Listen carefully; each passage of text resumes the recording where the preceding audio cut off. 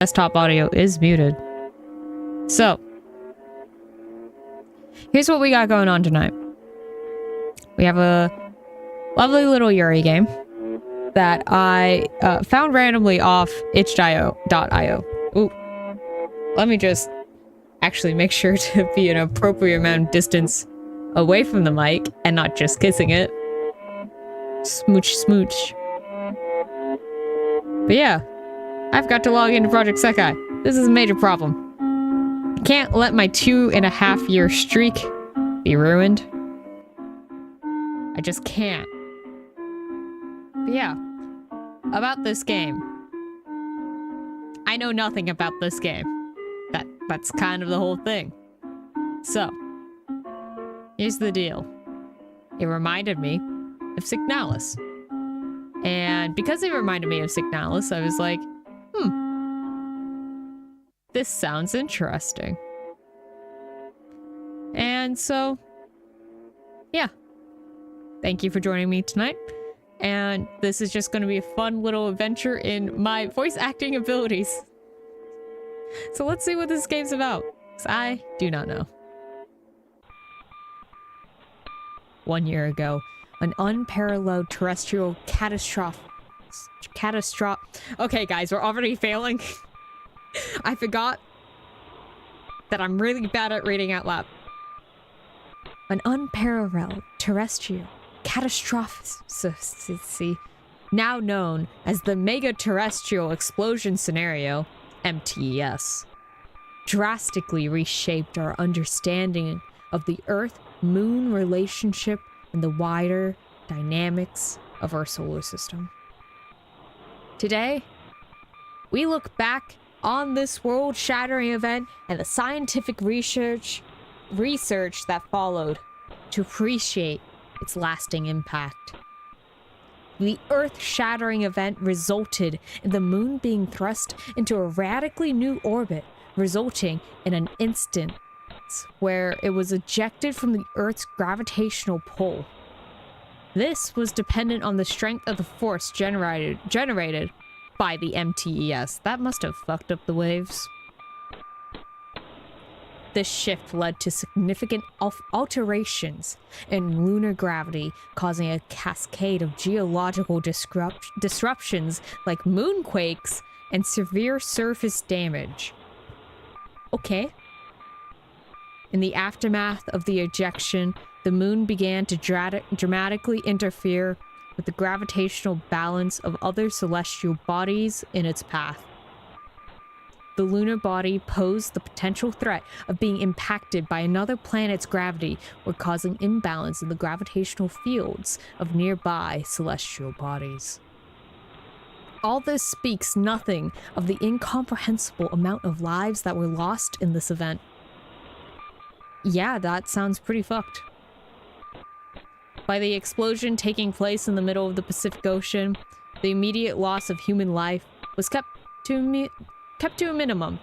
combination of aftermath damages over the span of the past year has resulted in the death of approximately 0.94 billion people, with the number steadily mounting as rescue efforts continue. The equivalent of 231.75 trillion USD has also been spent in rescue and relocation attempts alone, with hundreds more of trillions of dollars spent on repair. The explosion of Earth, coupled with the significant rerouting of the moon's trajectory, sent shockwaves through the vulnerable gravitational equilibrium of our solar system. This event has led to a chain reaction of gravitational shifts that may result in changing planetary orbits, disturbance of asteroid belts, or even catastrophic interplane planetary Violet. Piece of junk. Ooh. I like this anime art style. They clearly like the 90s. I like the 90s. This is cool. Rose keeps her eyes closed as she hears Violet curse under her breath. Stressful situation or not, she's not as straightforward as ever. She is as straightforward as ever. So I wonder if Violet's the one in the middle, because she kind of has that design that screams straightforward and business. Girl boss. She is girl boss. She's as straightforward as ever. They're shuffling. Then the small click of her picking out a tool from her belt to tinker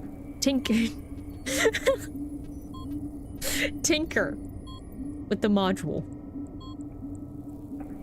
It is the 4th time this month that it's malfunctioned, and Violet hasn't given up hope on what the both of them already know.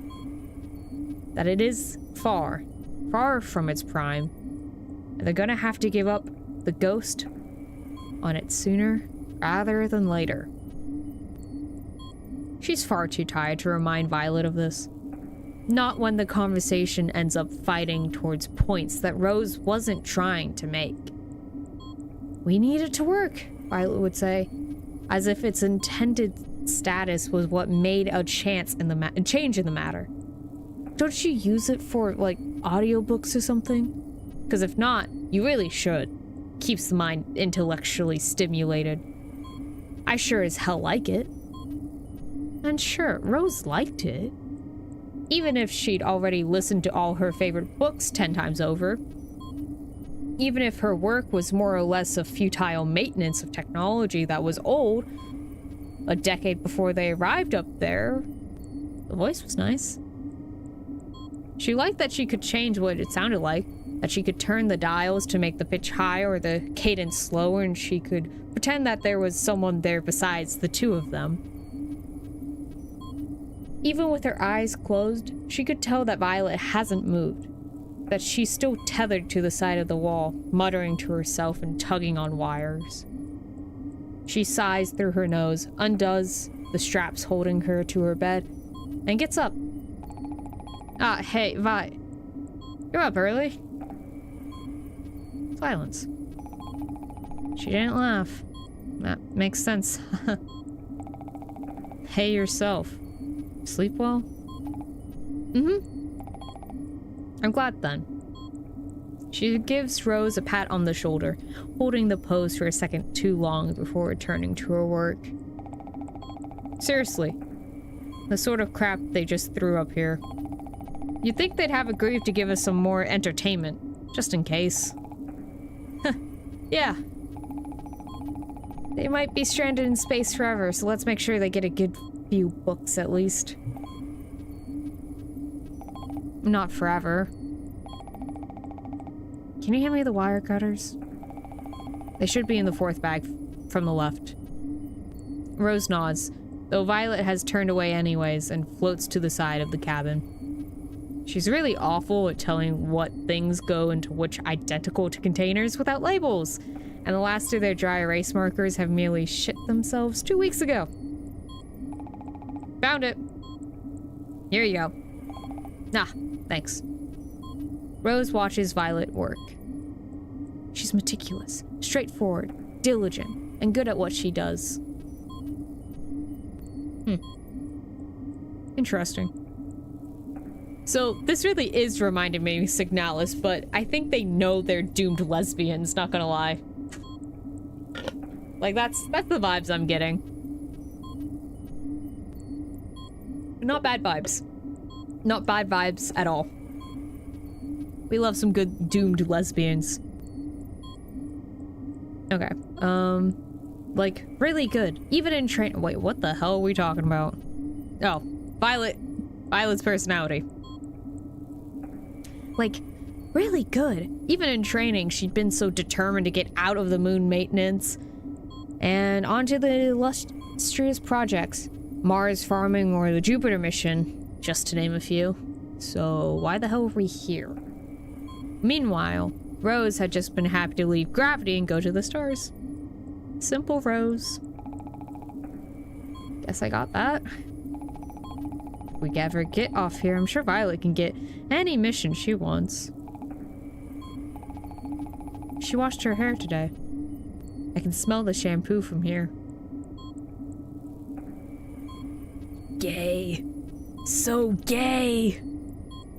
Violet's hands work the parts in and out, ripping off unnecessary odds and ends that had gotten tangled before slipping them back into the side of her pouch.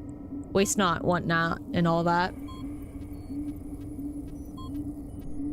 Her sweat beads off her scalp and into the air. Rose swallows thickly. Oh. So fun fact, when I said I really didn't, look up what the fuck I downloaded, I really did not look up what I downloaded. I really hope this doesn't get, like, smutty. Please do not turn smutty.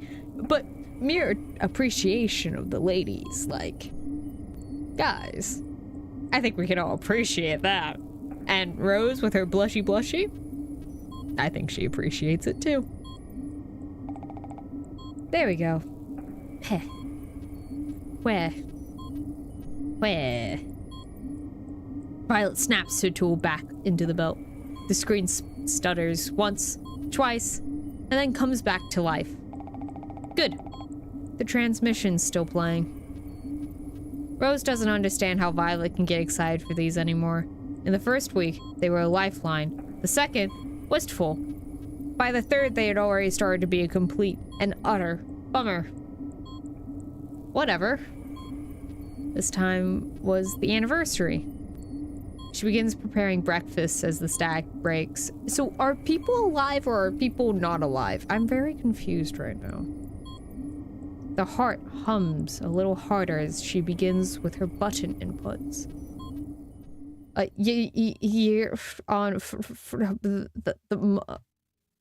Violet slams her hand down on the screen one more time. It jitters. Identification community continues to model and predict the ongoing ramifications of this unprecedented event. Rose pulls out the container from the oven and sharply recoils as it scalds the underside of her skin. Tisking lightly, she lets it cool midair as she watches the monitor from over Violet's shoulder. The hope is that through this research, we will gain a better understanding of our evolving solar system and potentially safeguard against future terrestrial catastrophes of a similar case. Perhaps the most pressing of our research concerns efforts in the further exploration space retrieval, as 2 brave frontiersmen still remain on the moon to this day, collecting data, communicating with Earth, and eagerly awaiting their opportunity to come home. To close us off, we put forth a heartfelt message from us on Earth to those in space. No matter how vast the distance, know that you are not alone out there. So I'm betting humanity alive. I think these people are the frontiersmen, and that's why they're fucked. I don't necessarily think this is like full on all of humanity is dead. Just they're in a special situation. Good night, everyone. The transmission clicks off. Rose reads the final timestamp. The broadcast aired exactly 2 hours and 42 minutes ago. Okay, so humanity alive. Violet. Huh. They called us frontiersmen. Violet's depressed. Once again, the broadcast has hung in hollow promises and awkward hopes that render continuously null and void. Not even a personalized little message from Nova or anything. Secretly, Rose is surprised they keep sending them. There's little reason for them to not just pretend they've died and abandon them. Violet probably realizes this as well.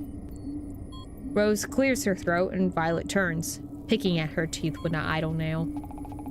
It's mango flavored today. Figured I'd break out some of the best tasting stuff. Special day and all that. We deserve it, don't you think? Thanks. To her credit, she picks at her food with intent. Rose sits beside her, already scraping through the condensed slop. They'd had to start rationing flavor packets. And though the mineral field gruel was nigh limitless, Rose really wasn't looking forward to sustaining herself on this for the rest of her life. Okay, what's going on here?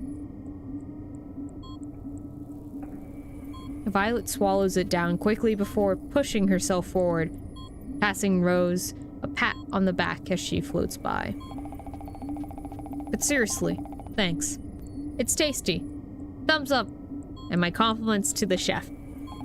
I mean, if essentially microwaving something qualifies me as a chef, sure, but the heart, yeah. Violet waves her hand haphazardly in the air, scrubbing the residuals off the side of the container into the recycling. Doesn't make a difference to me. You're the one who handed it to me, so I should be thanking you, right? I'm lucky. I got sent up here with a girl as cute as housewifey as you. Can you imagine what sort of gross garbage I had to deal with if I was living up here with a guy for a year?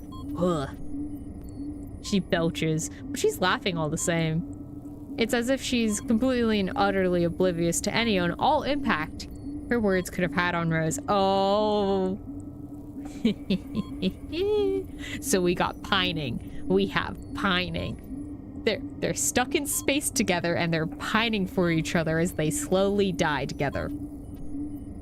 This is my type of Yuri. Her smile is warm, almost dangerously so. Rose smiles back. Wow, look at that bed. Rose likes working in the dark. Not because not being able to see is very fun. In fact, it's pretty unsafe. But the lack of fluorescent lights lets her pretend that it's somewhere more reminiscent of home. If Rose ignores the blinking lights of the machinery... Oh. Sound effects. Fun. She can pretend she's in her garage, messing around with knickknacks under the light of her flashlight. Under the dim light of her personal corner of space, the world feels a little smaller, a little less overwhelming. The situation all dissipates under the gentle shroud of semi-darkness. It's comforting. Cocoon away from the reality of her tasks and the distance between her and home. So Rose is just sad. Yeah, Rose is just really sad. Rose is sad, yeah. She grabs one of the tools floating around in midair, glances at it, and grabs a different one, leaving the other spinning in its wake. She presses the tip of her welding gun against the metal, then pulls back sharply. Ow, ow, ow, ow, ow, ow. She sucks on her thumb, one-handedly finishing up the job before letting go of the gun. She unplugs it, and it sails through the air mid-air as it rapidly cools. Rose is far more preoccupied with the result of her labor to pay attention to it, though. Tossing it into the air, she watches it as it somersaults twice, before settling on its trajectory, lazily circling the cabin. Rose lounges back, letting her arms drift lazily in the air behind her. All her upset in being unable to return to Earth, there's a reason that this was her dream for over a decade. The number of people who got to experience something like this, in all of human history, still found itself shy of a few thousand. The heart hums all around her, its influence shining through the screens in gentle palpitations.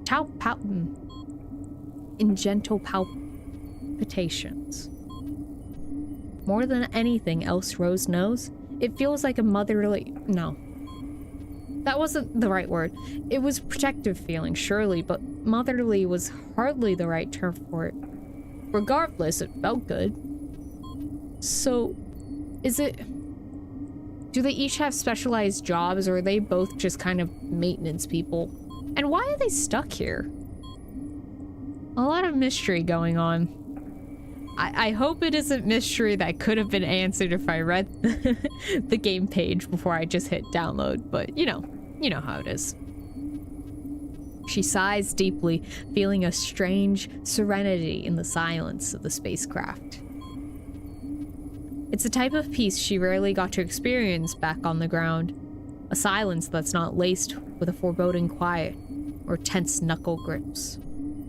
She glances out at the expanse of stars twinkling against the velvety blanket of darkness. It's breathtaking and humbling, all at once.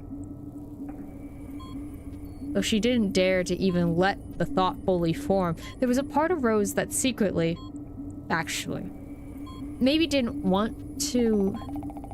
Knock knock. Can I come in? Ah. Shit. Oh, no, you can't. Just give me a second. Rose fumbles through the air, clawing for the thing to little avail. It's long slipped out of her grasp, turning over in on itself as it floats. Rose? I'm coming in. Violet pushes the door open while Rose takes too long to respond, flicking on the lights as she comes in. Rose's creation gracefully floats itself right into Violet's forehead. Wait. Please tell me this is something Yuri. Oh, hi. Didn't see you there. All she can do is watch helplessly as Violet plucks it, what is it, from space, holding it between her forefinger and thumb as she turns it this way and that. Oh, it's a bunny. Oh, is Violet too practical to appreciate the bunny? No. You're gonna appreciate the fucking bunny. It's a bunny. A frown forms on her face. Oh, god damn it, Violet. What's this? What do you think it is? Well, it's supposed to be a bunny, but it doesn't look much like one, does it? Or, like a figure of a bunny, not a real one, obviously, so. Violet looks at her as if she's grown a second head, so do we have, like, cold, practical Violet? Self-consciously, Rose rubs the back of her neck, biting back a self-deprecating chuckle. Lovely. I'm not gonna even bother asking what this could be good for, so let me get this straight, Violet. You're like, thanks for being a housewife, but as soon as Rose tries, like, having a little fun, just like, hey, I'm gonna make a bunny, you're like, fuck that, that's not practical. Damn, Violet, how could you? Listen, you don't need me to tell you what your time is better spent doing. You heard that from me often enough. Okay, Violet, but using up our resources? Come on. She sounds more disappointed than mad, which is worse, especially when she's right. Why wouldn't she be? Rose's stomach sinks, a palpable guilt rising up from the back of her throat. Of course, she's supposed to be more responsible. More on top of prioritizing their mission, more on top of prioritizing their own damn survival over her whimsical creations. She lets her gaze track the walls around them. Hey, chin up. I mean, it's still, like, cute. It's just... Her voice trails off before she pockets the bunny.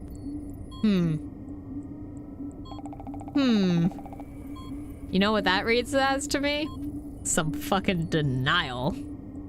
Some denial that someone doesn't want to admit the Yuri that's happening right before their eyes. The Yuri, guys. Not the time or place. You know that, right?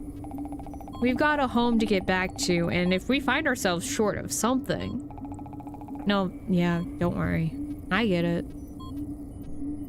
And she does get it. Rose gets it because she's been trapped up here for a year, too.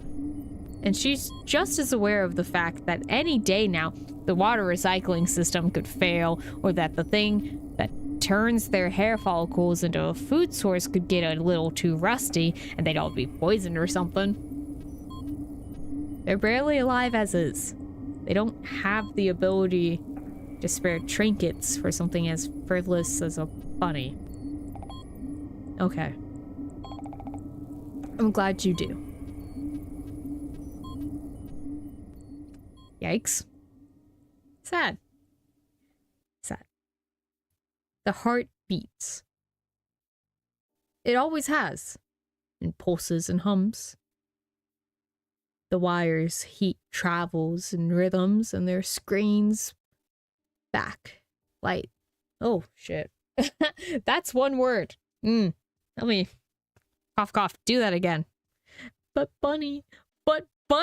Yeah, I know. It's kind of like dumb that we don't get bunny. I don't know if I agree with Violet, not gonna lie. I think I like bunny more. The wires' heat travels in rhythms and their screens' backlights flicker in tune. It's subtle enough that if you're not paying attention, it could seem random, even. But Rose has been here for a year and a day, down to the hour. She's watched the patterns through her eyes enough to get the rhythm.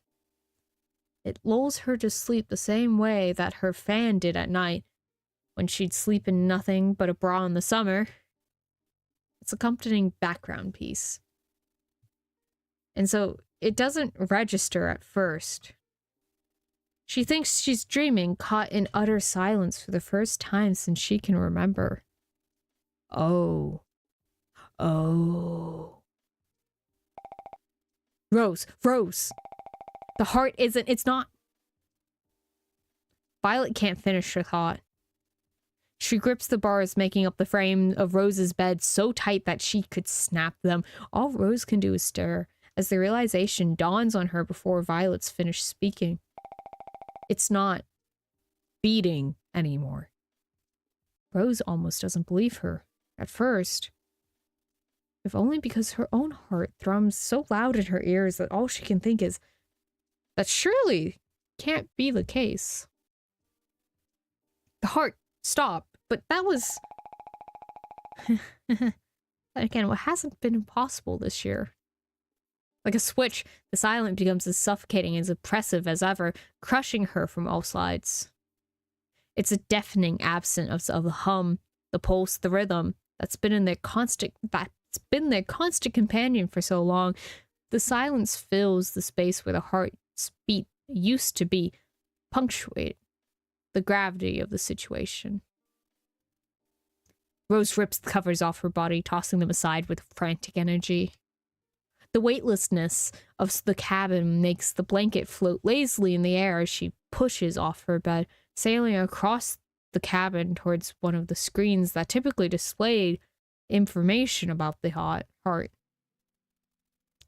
They blink black at her, void of the usual rhythm in life, dead and silent. This can't be happening. This can't be.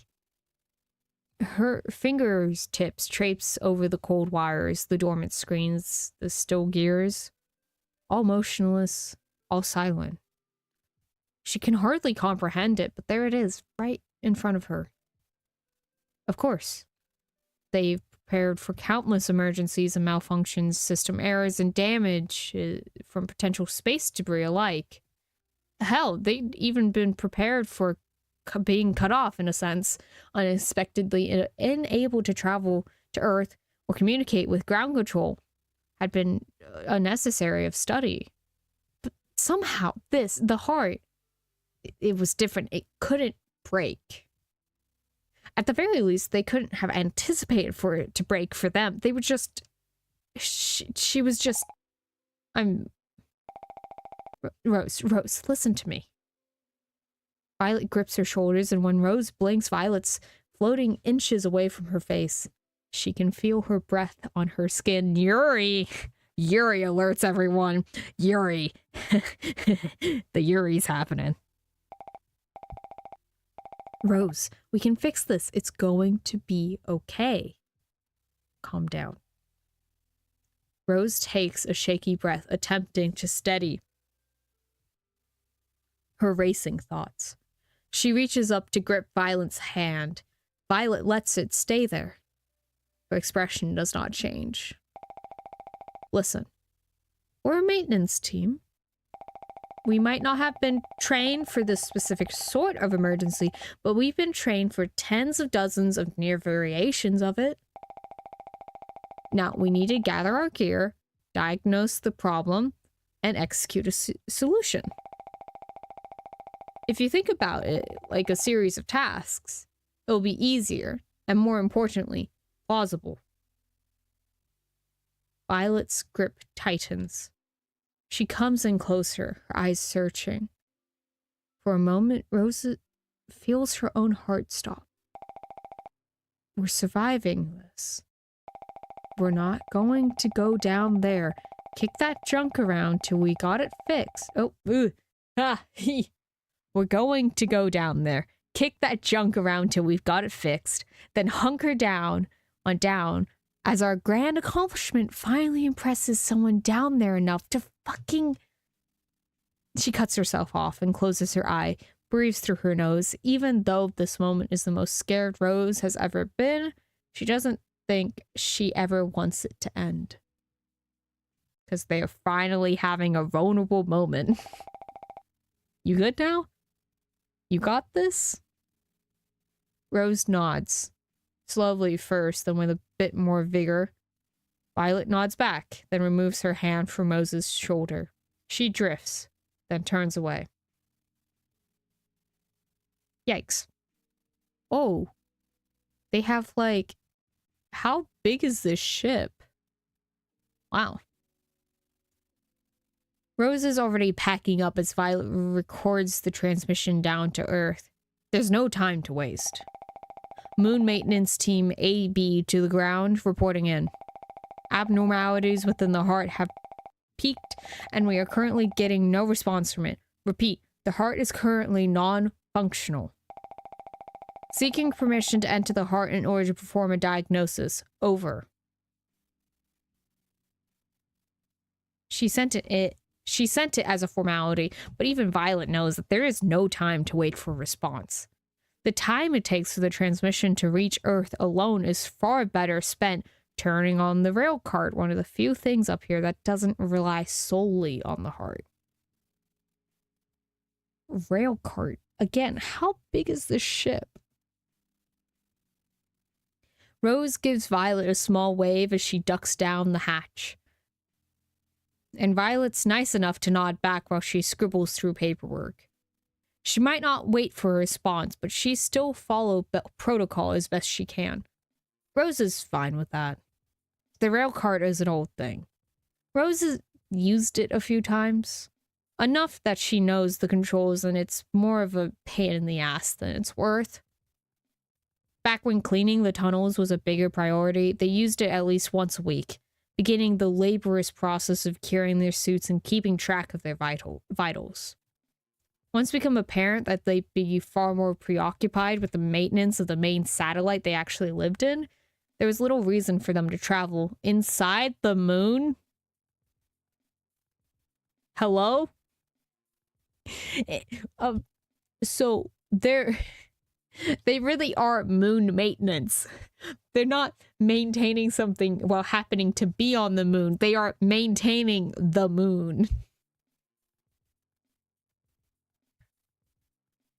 It's not as if anyone on Earth would be able to benefit from its resources anytime soon, regardless. The booting up process is a ritualistic experience in precision and patience that begins with unlocking the power switch, a small red button concealed under a protective cap on the control panel. The rail cart hums and stutters, and in Rose's panic, what if the internal battery wasn't enough? What if the hearts controlled this in some way too? Actually, she jams at the button again. Please work, please work, please work, please, please, please, please. But it works and after a moment the button illuminates, its dull red glow of quiet reassurance in the dim light of the lunar tunnel. Oh, that's some cool music. Yeah, I didn't realize how silent it's been until just now.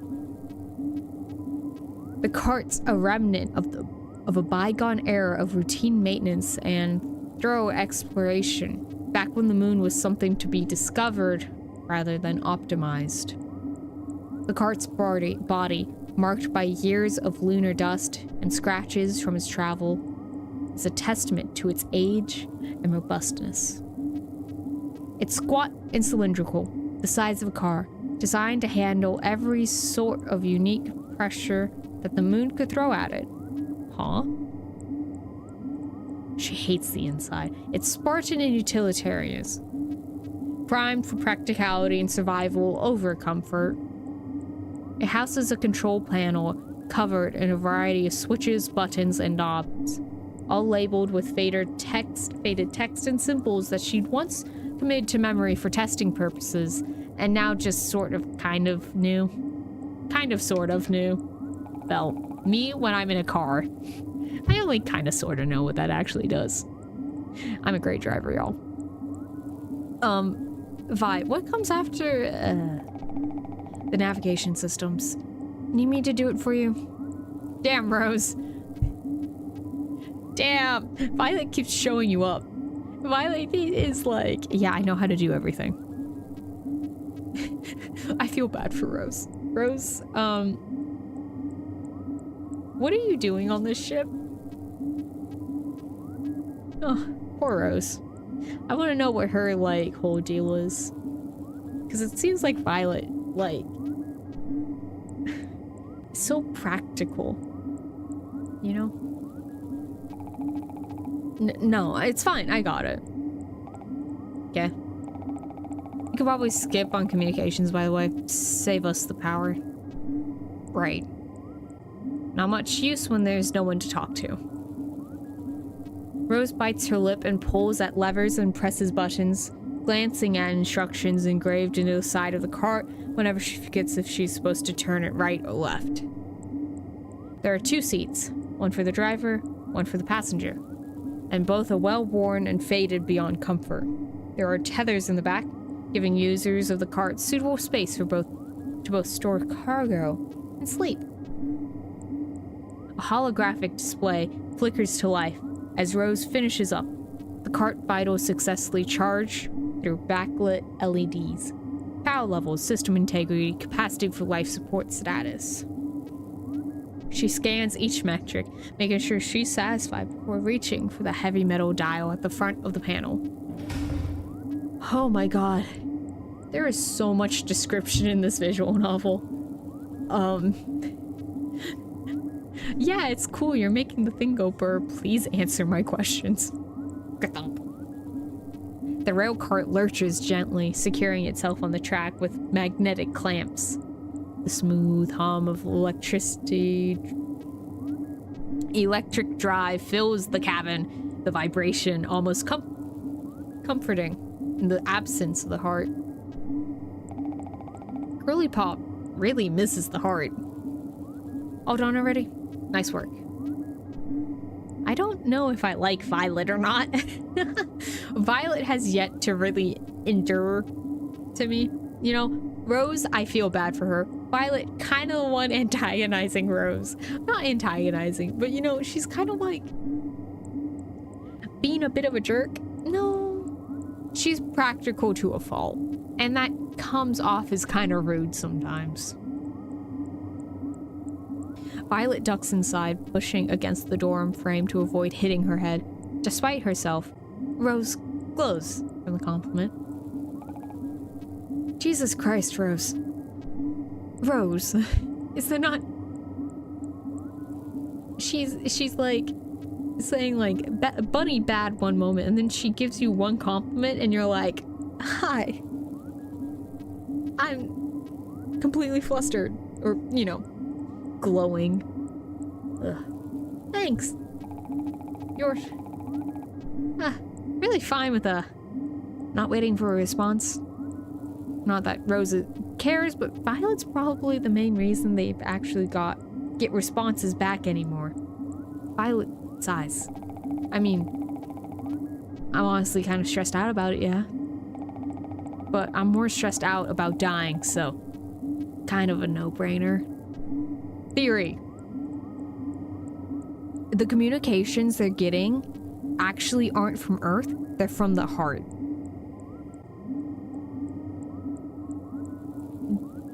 Because humanity is dead. So the heart, being not quite maternal, is faking all these chats to give something to them, which is why they haven't been brought back yet. That's my theory. Let's see if it's actually right. Rose worries her tongue through her teeth, then smiles as strongly as she can. That's a good attitude to have. We're definitely gonna get through this then. It's cheesy and Violet gives her a dry look, but there's a flicker of something akin to appreciation in her eyes. There are a few more hushed moments as they look over the rail's cart's controls, and then with a shared nod, they let it lurch forward.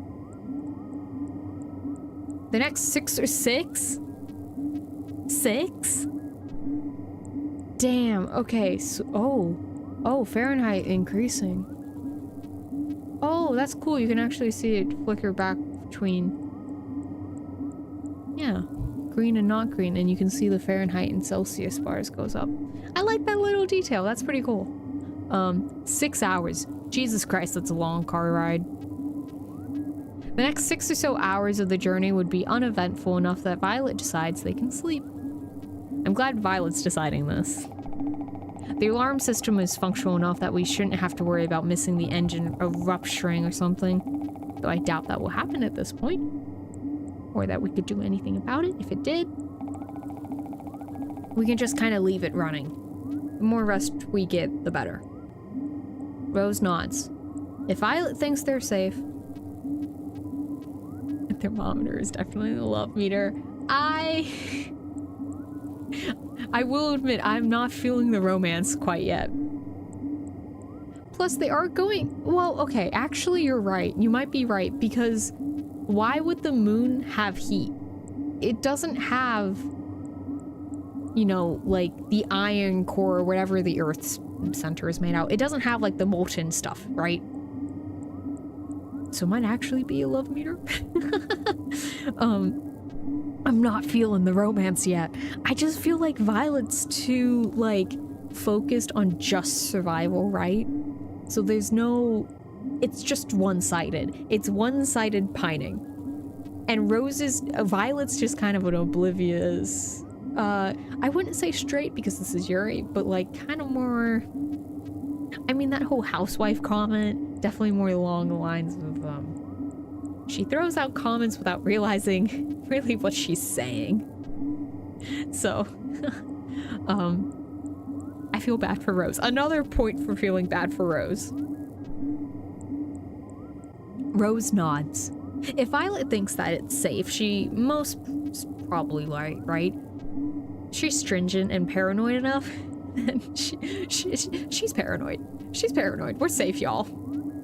She wouldn't allow for something like this if she hadn't already dotted her I's and crossed her T's. Which is why she's like engineer extraordinaire and why everyone likes her, I guess.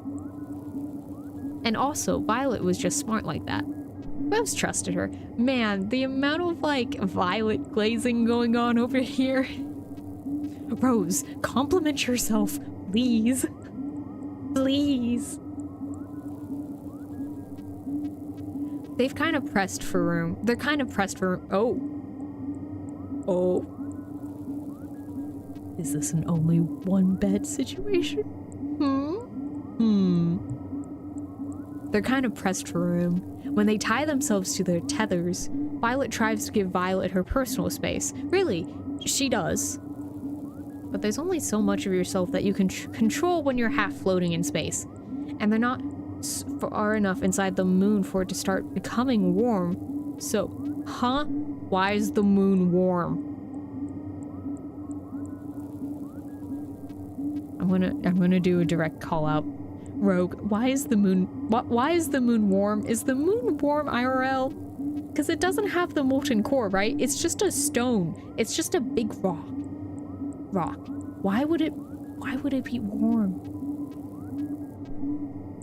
That's weird. I think something's weird with the moon here. So, now that we've drifted closer together, it's okay if I don't push her away, right? Rose. Yeah, it's a big rock, right? Oh, yeah, okay. So, but the heart's down. So, if the heart was down, why would it be producing heat? Is this like the terrestrial event that happened, right? Because we got that at the beginning. So, maybe that's what caused the moon to go wee in space? This is confusing. And now Rose is just focused. The moon's warm and Rose is focused on cuddling up with Violet. I swear to God. Oh, Rose, girly pop, you are funny. We've known each other for long enough that it's not as if this is weird or anything. It's warmer this way. You were literally saying the moon is warm and you're like, ooh, let's cuddle up for warmth. You know, it just gets so cold in here. Now this is what I came here for. This is what I need. Violet's eyes are shut mere inches from her own. I'm gonna watch the heart rate thing because I have the feeling it's about to go spike.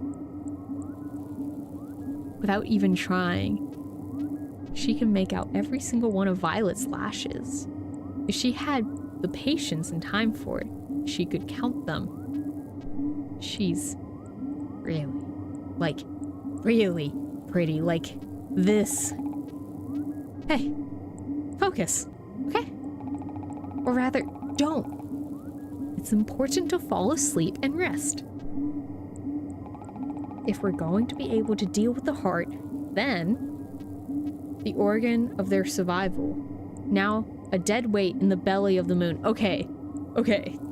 You're right. Yeah. Tiefling, you're right, like that. Okay, so the heart is in the moon, but why is it hot? Maybe because it only shut down like 6 hours ago, so if it... Oh, so did they make the moon into like a sort of mini planet? Did they give the moon gravity?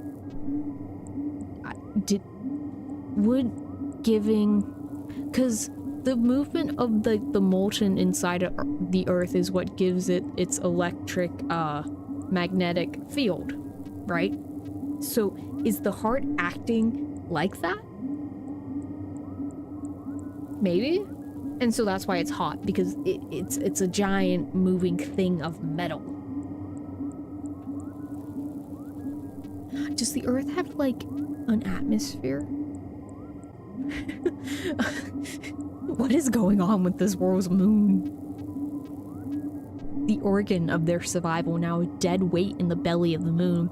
Everything corporal eventually ends, sure, but the heart had only just begun its warning stutters a few weeks before they'd first landed there.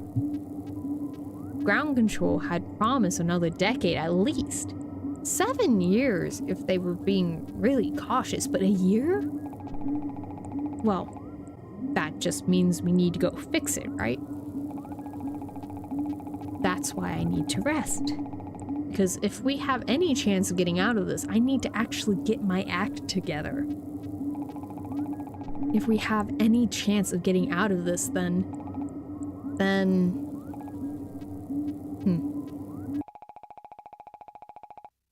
There's a very real chance we might not survive this.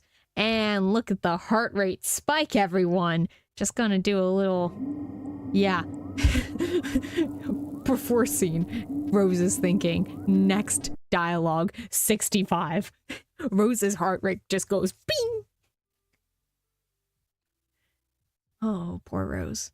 I don't like that expression on her face. The thought attacks her through her skull like a bullet.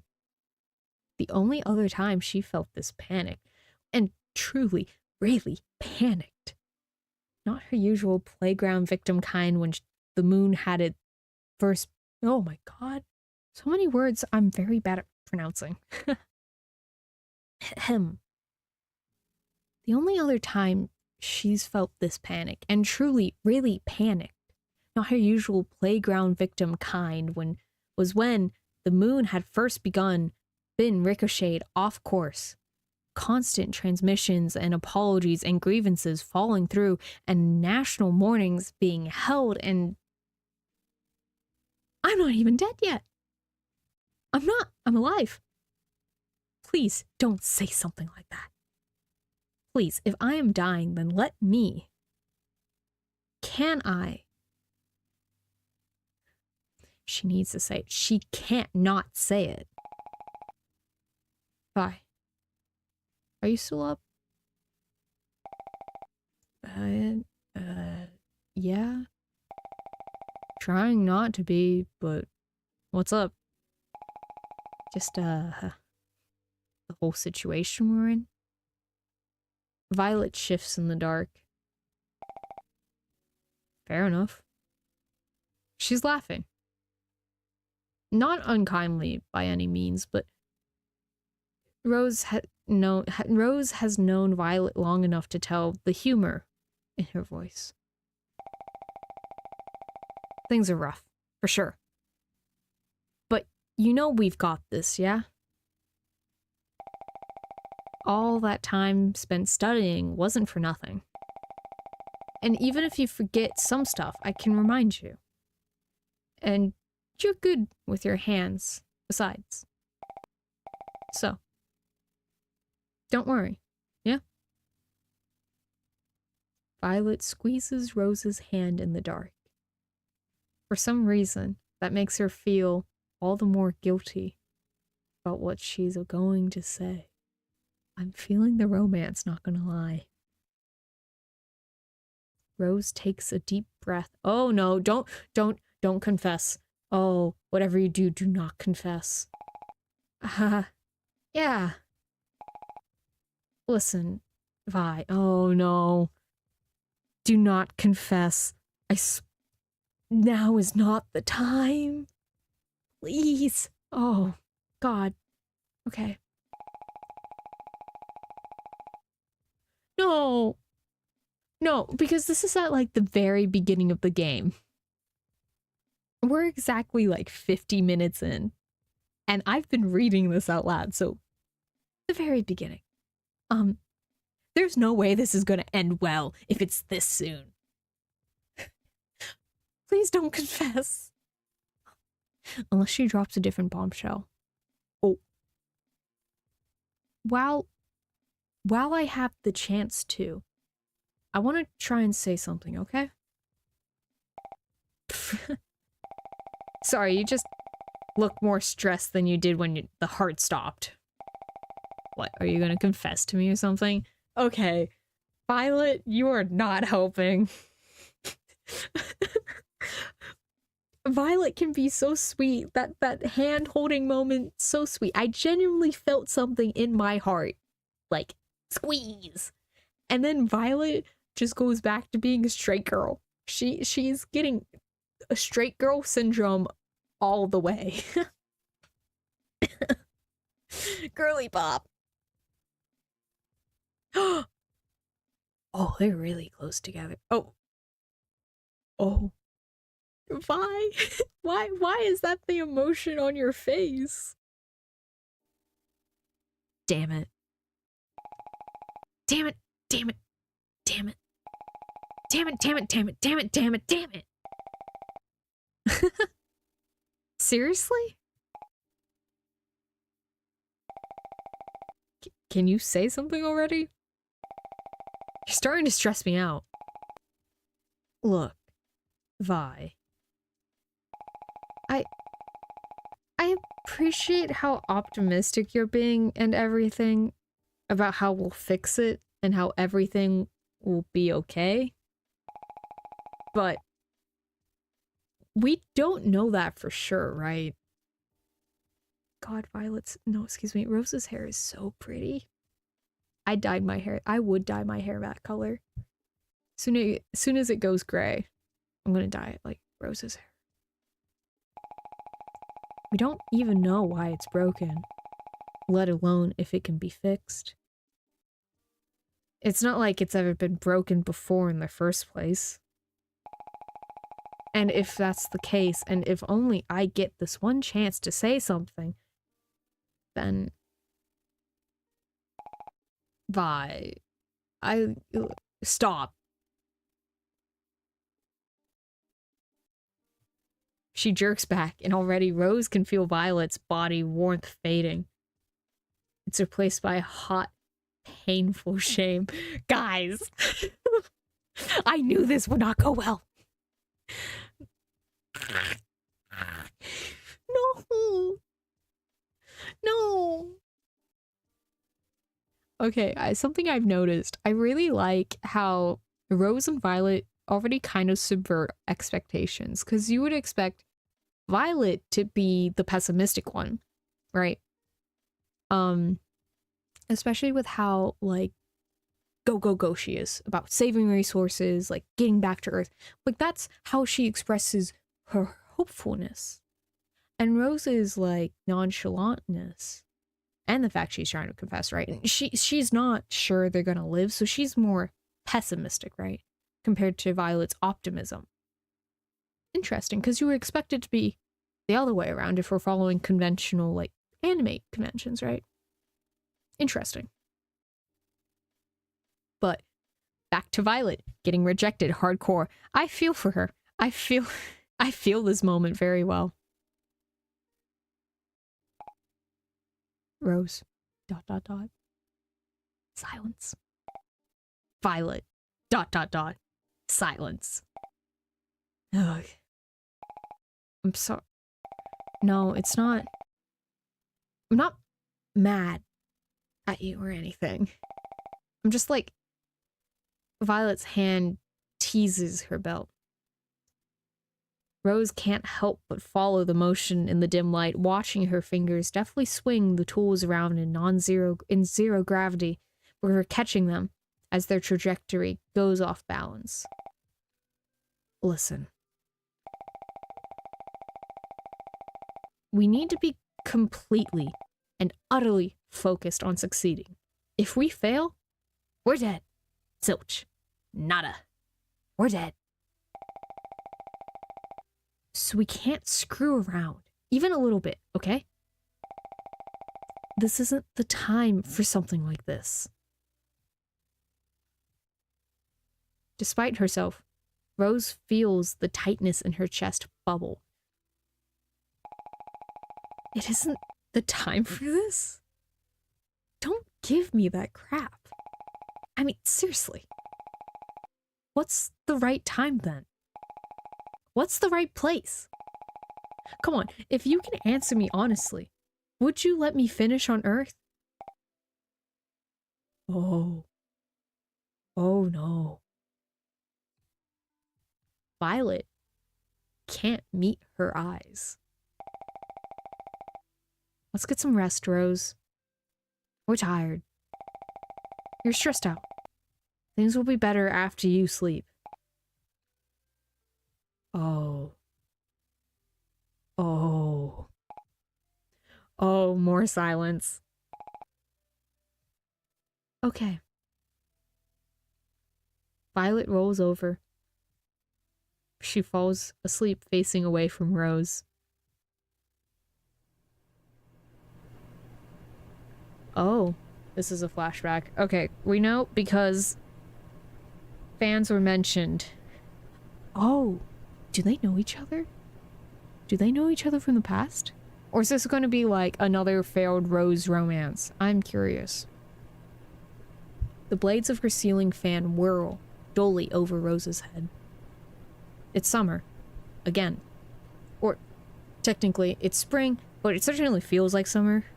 What with the heat and her neighbor's radio buzzing in her head.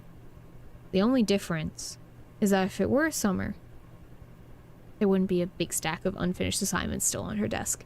Hashtag felt. Really felt. Just 2 more weeks. Just 2 more weeks, and then she'd pass the exam and given her ticket out to this shithole. Just 2 more weeks, and she'd be smooth sailing for the rest of her life, away from girls like Fiona who whisper about her underneath their breath whenever she passed because girls like her only knew about Rose, and away from eternal Wednesdays. Huh? Who would whisper under their breath whenever she passed because girls like her knew about Rose and the ways and away from eternal Wednesdays. I don't get that. I don't get what that's saying. Also, oh wait, I gotta go back and check something. So the heart rate only goes back down when we're in the flashback, so when she's asleep. Makes sense. I wonder what's the resting heart rate for someone when they're asleep. Resting heart rate asleep.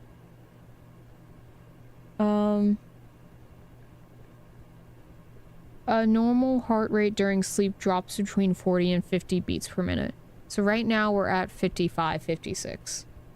Interesting. Rose. Just 2 more weeks. The heat beats down through her sheets like sin, and she breathes through her teeth. Dot dot dot. Duh. Her neighbor's radio sings louder. She pulls herself up and glances at the time. 3:42 in the morning. Yikes. That's grounds enough to file a disturbance complaint, right?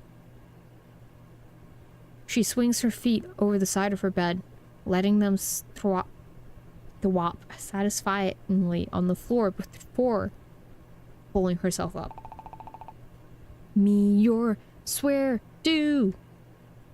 The radio's static voice punctures the early morning hush, a disjointed melody at odds with the steady whirling of her ceiling's fan. It reverberates through the thin walls, its lyrics jumbled and garbled, unmeasured and out of tune. An irritant she doesn't need, a chorus to her frustrations. I'm not asking for the moon here. Just some damn silence. She draws in a deep breath, an attempt at pacifying the bubbling irritations in her throat as she stumbles to the door. Her hand rests on the handle, equal parts for support and intent before she pushes it back down. I'm half crazy. All for the love of you. Oh, it's Daisy. I've been singing this one wrong. I thought like pop song. No, it's pop song from the 1950s, so it's completely different.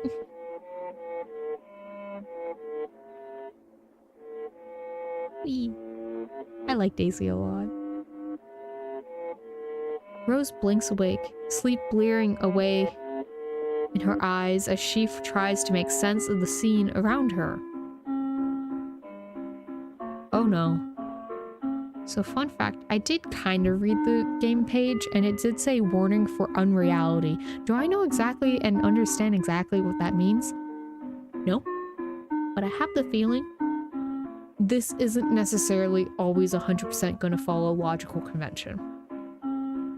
We might be getting into some supernatural shit. I'm excited. She's in the rail cart. That much is obvious. She's tethered to the back, right next to Violet, who rejected her. And in front of her was another person. Who the fuck is that? What the Chat, are you seeing this? It won't be a stylish marriage. No. They couldn't possibly be a person, whoever they were. Not when they floated there plainly. Hair astray and hole straight through their chest. They were an utter juxtaposition of the ethereal and mechanical. A silhouette of sleek chroma and smooth, osculating gears. Yeah. The fuck is going on? What the fuck is this? They were dressed in white, fit in a dress that billowed around them in the atmosphere. Famously, there's an atmosphere in the minecart. The billowed around them in the atmosphere, the fabric skimming around the surface of space. For a moment, Rose thought they were seated, but no. Their legs were simply crossed as they drifted above the ground, their hands weaving in and out of their hair in studded motions. The ends of their body were fading, Roses realized. Their fingernails only visible through the bits of hair catching around motions. I'm gonna name this person Daisy, not gonna lie, because that's the song playing. Hi, Daisy. All of it framed the gaping hole that sat squarely in the center of their chest. Rose stares, and she can see the other side of the cabin clear as day. So I feel like this is definitely a manifestation of the heart. You know, hole right there. That's kind of the motif we had for the heart. Big hole. So I don't think that's a stretch to say. They've completely defied understanding. If someone told Rose this was an alien, she believed them. If someone told Rose this was an angel, she believed them too. I can't afford a carriage, but you'll look sweet upon the seat. But of one thing, Rose was absolutely certain. They're really pretty. Rose? Honey, darling. Rose. Baby girl. Are you trying to find a rebound in the fucking spirit that appeared before you? Day 1, get rejected. Day 2, get with ethereal, angelic being. Day 3, profit. Is this the rebound? Rose, I know there's not like a ton of options on abandoned moon satellite spaceship thing, but like, don't go for the thing that appears before you that you don't understand what it is. Please. Please. Of a bicycle built for... Who the hell are you? Violet coming back in swinging with her sensibilities. Rose, completely baffled by their ethereal beauty. Violet, baseball bat. I stand by Violet. Oh.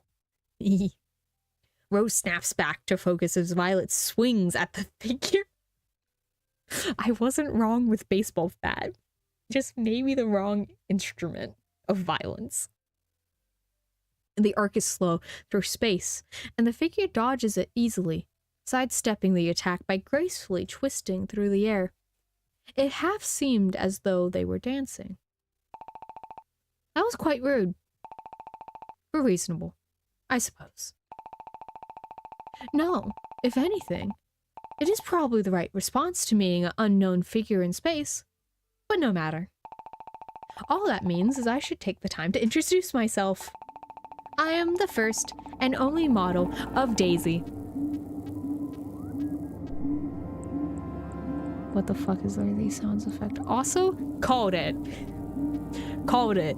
Author to author communication going on here. It's like, we notice the motif and we can pick out the motif. Daisy. That's not disturbed, but you might as well be disturbed. The distributed artificial intelligence for scientific yield. I wonder if they had to work really hard to make that acronym work. Daisy. Though, in my opinion, I think the full version of my name is simply a rather convoluted way to justify the acronym for Daisy. Author to author communication, part 2.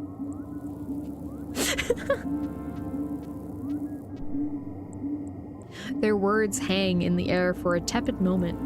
Silence, punctuated only by the steady hum of the rail's cart's progress and the occasional thump as it coasts over a piece of debris. Rose can do nothing but stare back at them, glancing over at Violet as her mind reels. She, too, seems in a similar state of shock, fingers twitching uselessly in the air. Finally, Rose breaks the silence with the only question she can muster.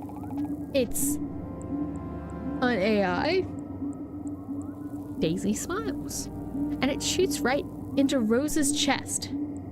If Violet's smiles are akin to a cup of tea, then Daisy's is a whole boiling kettle.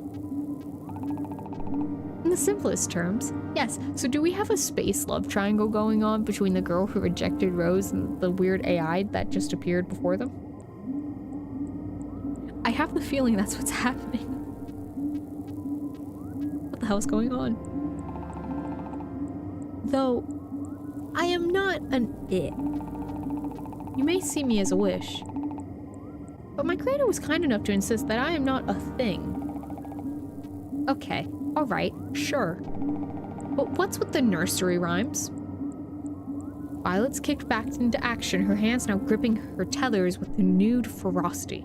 Already, Rose sees the gears in her brain whirling to life behind her goggles. And more importantly, you better hope that you got a good explanation as to how you slammed your way into a sealed and pressurized rail cart. Daisy, to their credit, just tilts their head.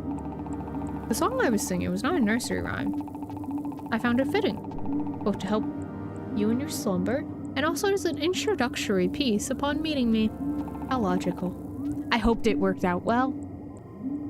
It did. As for how I got here, I assume your presence reactivated my protection and guidance protocols. It has been... an extremely long time since anything organic has been down here. In the past, combined with the intense structural damage that the moon has received, had me judged it was best if I went into hibernation until my services were required again. So how long has the moon been fucked up? Or does Daisy come from a times past? But Rose says the amount of people that have been in the stars still numbers less than 1,000. I am confused. My actual resurgence within your railcar itself was probably... It seems to be something I do not have an explanation for. Apologies. Violet's eyes twitch. Rose doesn't need to look over to know that that's the case, because she's sucking in the air through her teeth in the same way she always does when it twitches. You actually expect us to believe a bullshit explanation like that? Whether you choose to believe me or not does not change the truth that I have simply stated facts. Daisy coming in for the kill. Oh, Daisy and Violet are not gonna like each other. Meanwhile, Rose stunned in beautiful silence. I woke up to the sight of both of you asleep. After re-establishing a connection with the station and catching up myself on the logs of what has occurred since I last slept, I was thoroughly updated on the situation. So she's part of humanity. So she's definitely a creation of humanity if she's like catching herself up on logs, I think. Right? So how long has the moon been fucked up? How long has humanity been in space? Just what is the timeline? Besides, watching the both of you rest was comforting to me. And I suppose there's a convenient reason as to why we never happened to hear about you before? Daisy's eyes flicker onto their suits. You two are simply maintenance workers, correct? My existence is highly proprietary. Unfortunately, I doubt that you would have much reason to be briefed on the matter. However, given the extenuating circumstances, revealing myself to you is certainly the best option. She said, lol, you're not important enough. Daisy, part 2 of going in for the kill. Oh god, they're gonna have so much conflict with each other.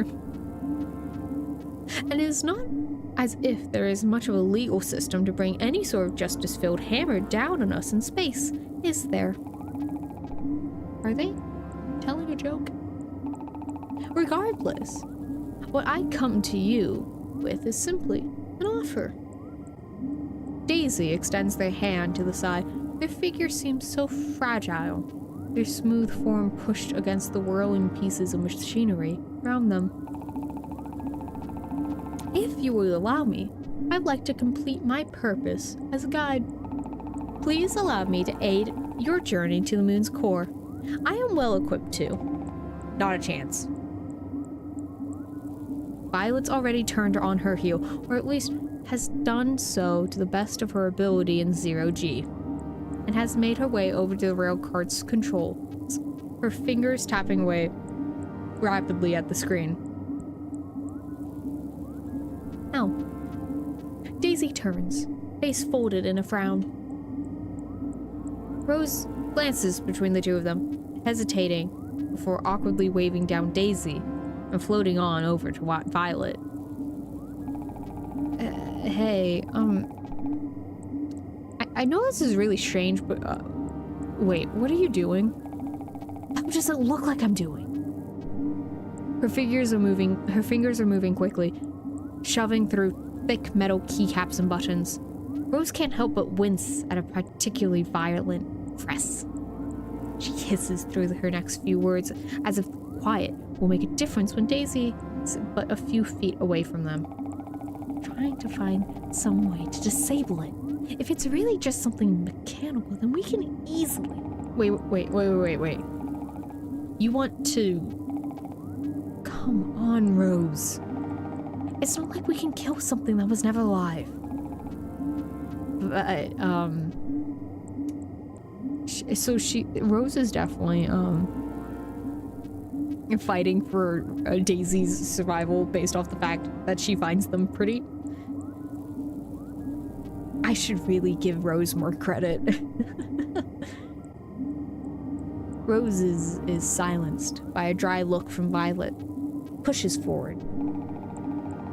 What if we go through with it and it's a mistake? What if they're not dangerous? I mean, Daisy could help us, couldn't they? And you believe that?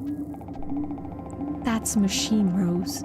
And we're in the middle of a mess. We barely understand ourselves. We can't afford to rely on some random, unseen variables. Not even a supposedly benign, outdated AI. But what if that's wrong? Violet turns to face Rose, goggles glinting ominously in the harsh, artificial lights of the cabin. Her gloves, stained from months without a wash, grip Rose's arms tightly. We can't afford to be wrong, Rose. This thing could be dangerous. And if we were wrong, well, the implications hang in the air. As potent as the stale, recycled air they've been breathing in for the weeks. Rose swallows hard as Violet lets go, returning to the console. Besides, why are you rooting so hard for them anyway? Because I believe them? Violet, silence. Sure. Or, I want to believe them. Violet glances from the console in disbelief. Are you insane? Like, actually, genuinely, certified insane? Rose, unsure of how to respond, simply shrugs. She can feel Violet's intense gaze on her, racking over her from head to toe, searching for something. I think Violet knows what's up. I think she knows this is Rose's rebound.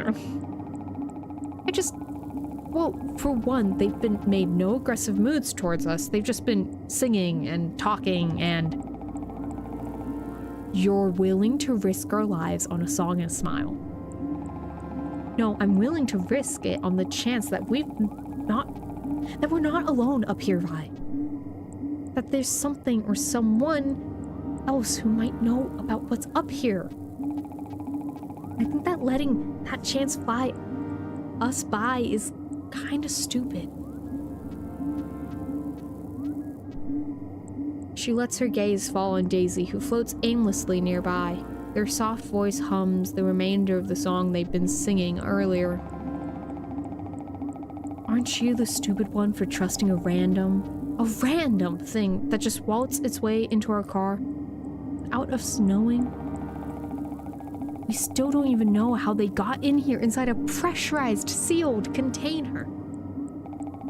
Doesn't that seem a little odd to you? Doesn't that raise at least a few red flags? Rose, silence. Oh my god, my throat is dry. I am not a voice actor, if you couldn't tell. Ow. Okay. Water. Yeah, last stream I made the mistake of not having water by me at all. Big mistake. Especially when I streamed for like 2 hours. Longest I've ever streamed, right? My throat was so tired. Oof. I mean, when you say it like that, sure, it doesn't sound stupendous exactly, but that's because it's not stupendous at all. Seriously, how can you even consider this? Rose breathed through her nose. I mean, it's kind of awful, but realistically, even if Daisy is a bad thing rather than a good one, is there much we can do about it? Do we have the resources or skills to fight something we don't even understand? Violet's fingers slow, then hover over the dashboard. Rose can't see her face. Yeah, not gonna lie, this game has gotten a lot more interesting now that we're past all the exposition of how the cabin moves. That was not my favorite part. This though, this is the good shit. I like them coming into conflict.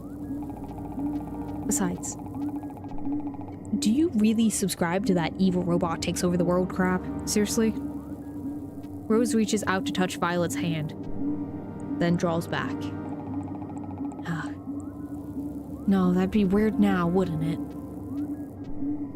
She opts instead for a chaste pat on the shoulder, nudging her as playfully as she can. Come on. I know it's not ideal, but I don't think anything about this situation is, right? Violet. Silence. Okay. Whatever. I don't trust Daisy. But if you want to, well, I'll give them a chance. But if anything happens, we'll handle it. Her breath is reverent. Violet clicks her tongue. We'll handle it. Violet turns around, thumbs in her jacket pocket, and Daisy doesn't snap to attention per se, but certainly looks up. Violet rolls her head on her neck, and when she speaks, it's like she's pulling teeth. We're in a pressing enough situation, so if you really are who you say you are, then help will be much appreciated. Though I'm sure you alone won't be the difference between whether we manage to fix it or not. Daisy claps their hands together. Oh, how joyous. But you're right. My presence will likely not make a terribly drastic difference. As Daisy, my role is to assist you. I certainly do not have the capabilities on the level of humans, when it comes down to it. But if you do not manage to fix the heart, then my job is to make sure that you do not suffer. Violet's lips press into a thin line. Something that Rose notices pretty quickly about Daisy is that they're best seen in her periphery. Normally, if Rose looks at Daisy too long, static forms in her vision. Daisy hair skips and jumps and stutters, and Rose needs to dig her palms into her eyes in order to get the feeling out. She tries staring for longer one time, for a full minute of direct, unblinking contact. And it feels like she's biting a seatbelt in summer. Ooh, that is not a pleasant feeling. When Rose sees Daisy in her periphery, she can count every single hair on her head. The static their hair trails off into sorts itself out, almost. Dark splotches reach an end, and their fingers leave behind something in the space they were in. She could imagine placing her hands through it, if she were braver. Huh? She pauses, catching herself on the thought. That was kind of... gay? Okay, not gonna lie, if we are going the Daisy route, this is definitely not a choice-based game, if you can't tell by the fact that there hasn't been a single choice. This is pure visual novel, not kinetic. Oh no, excuse me, is it the other way around? It might be the other way around, but I really do hope we end up with Violet. I'm team Rose Violet, not gonna lie. Rose Daisy is interesting, but I kind of want to see Violet feud with Daisy to like uncover her true feelings. Like that's the angle I want to approach this situation, not gonna lie. Whatever. More important things to focus on. She shakes her head, pushes herself into work. The area ahead has started to deteriorate, bits of lunar rock floating throughout the air in front of them. For the most part, it's not a problem, but occasionally there's a piece of debris that's just a bit too big and worrisome to speed on through. As long as they slow down the cart in time and bump the debris softly, it's fine. But it certainly requires a person actually at the wheel to make sure they do. Like driving. Fun. Violet sleeps in the back as they take shifts, but Daisy, ever awake, keeps Rose company. They don't speak a lot. They'll cut in with occasional questions, sure, but they're mostly content to watch the two of them work. The most they've interjected with was a comment of concern on their navigation system. But Violet dryly pointed out that an update had been implanted while Daisy had been hibernating. and they had nodded and stepped back graciously. What's that? Like their face, Daisy's voice reminds Rose of radio static. It's all too similar to the rapidly degrading quality of the transmissions they've been getting, just with louder static to keep pace with the newfound clarity of their voice. The biggest difference is that Rose actually likes Daisy's voice. Oh, this? It's a rover console.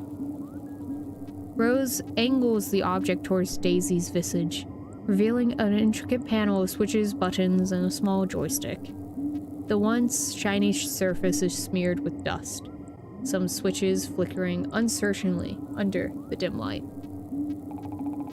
Violet and I found it in one of the abandoned control rooms. There are a few dozen similar ones just lying about.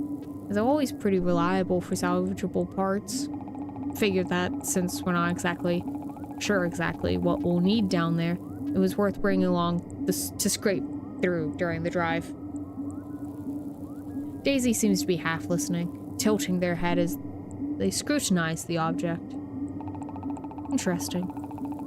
It's been long enough since I saw one of those that I just couldn't quite recognize it. When I was first born, rovers all needed to be controlled directly by passengers or an automatic service. Long-distance communication was still quite an emerging technology, which made my birth quite a feat.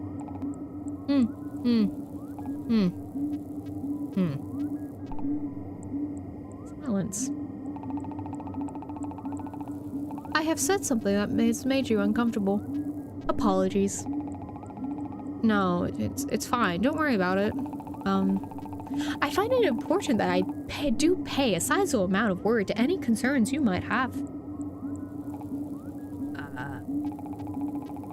The way they say that they were born is weird. They're not human or anything, but never mind that then. What have you found so far?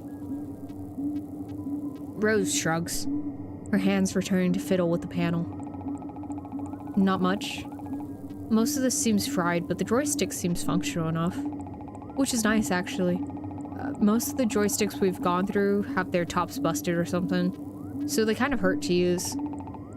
That is annoying. It is. She swallows awkwardly, dislodging the joystick from the rest of the module before putting it to the side. Daisy reaches out to grasp it, and Rose gives pause. You do not need to flinch away or anything like that.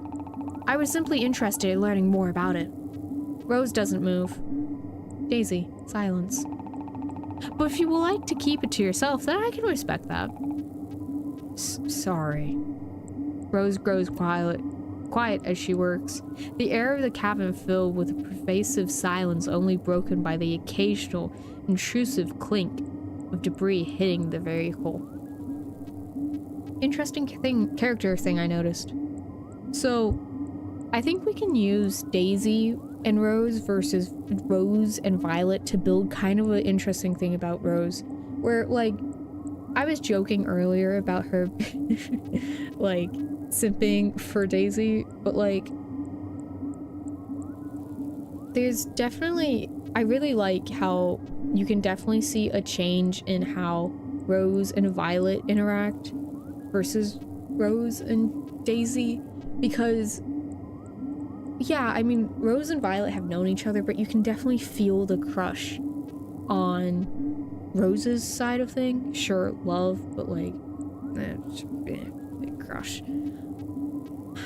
But I'm glad that Rose still kind of distrusts Daisy. It is interesting, though, that it does feed more into Rose's, like, pessimism. The fact that she did trust Daisy, because she's like, we're gonna die anyway. There's a big chance we'll die anyway, right? So, yeah, I like the character building for Rose so far. Follows a nice internal logic that you can see. Just so pessimistic, really. Like how she deals with Rose, the heart turning off, Daisy. Even like how she dealt with school and the bullying, right? I'm almost out of here. Those girls can't make fun of me anymore. I just want quiet. She definitely is in a better mood around Violet. And that just speaks to their special connection, right? Very cool. She half rose, half turns to look at Daisy, finding herself doing so more and more often. But not to get a better view of them, but rather despite it.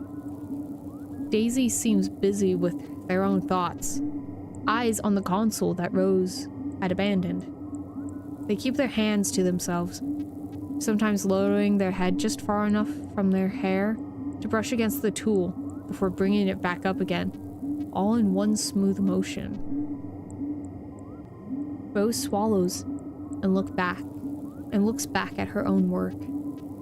Her fingers thumb along the thinly engraved markings on the dashboard, pausing at the small quarter-sized dial. She hesitates, then turns it. The ridges on the side cool against her fingers. There's something gnawing at the back of her head. It's like when you've just noticed that you have something stuck between your teeth, but you can't quite get it out. It's like when you're trying to remember the tune of a song you found catchy, but you can't remember exactly how it went. It's like when you're trying to call for someone, but you don't remember their name, and it's awkward if you ask because you've known them for far too long.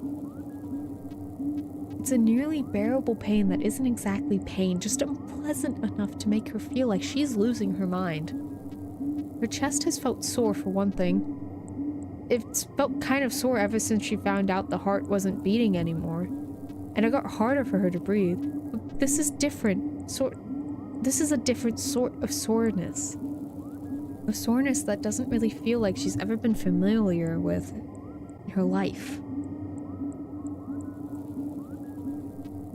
Or if she has, she hasn't been able to articulate it. Isn't that weird? Feeling something your entire life and not being able to articulate it. There's no reason for such a thought to bring itself to the forefront of her mind, but suddenly, it's all Rose can think about. Like it's been dredged out the recesses of her head, thick and foreboding, and so terribly there. Please, can it just all... Hey, Rose. Can it be quiet for a second? What's on your mind? Because when she's in high school, she tries to run away. Really? That's a bit of an exaggeration. Oh? Huh. More Rose character building. She's staying at the hotel just 7 blocks down from her house, counting out soda-stained bills for the sleepy bellboy across the counter. Oh. Did she run away from home? One night here costs the same as a week's worth of work. And that's not because the hotel was considered expensive. He doesn't even double check her math. You're on the 2nd floor, 4th door to the left, he says, sliding her a key with a tag that reads R202.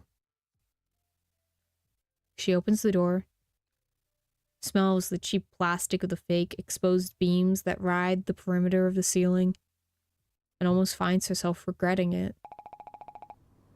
This is a waste of money. And time. And energy. You're going to need to deal with so much shit when you get home. They're going to ask you where their daughter. She flubs up and bites her tongue even though she hadn't been speaking, and spends 20 minutes nursing the tenderness on cotton cushions that she's only been half sure were washed between occupants.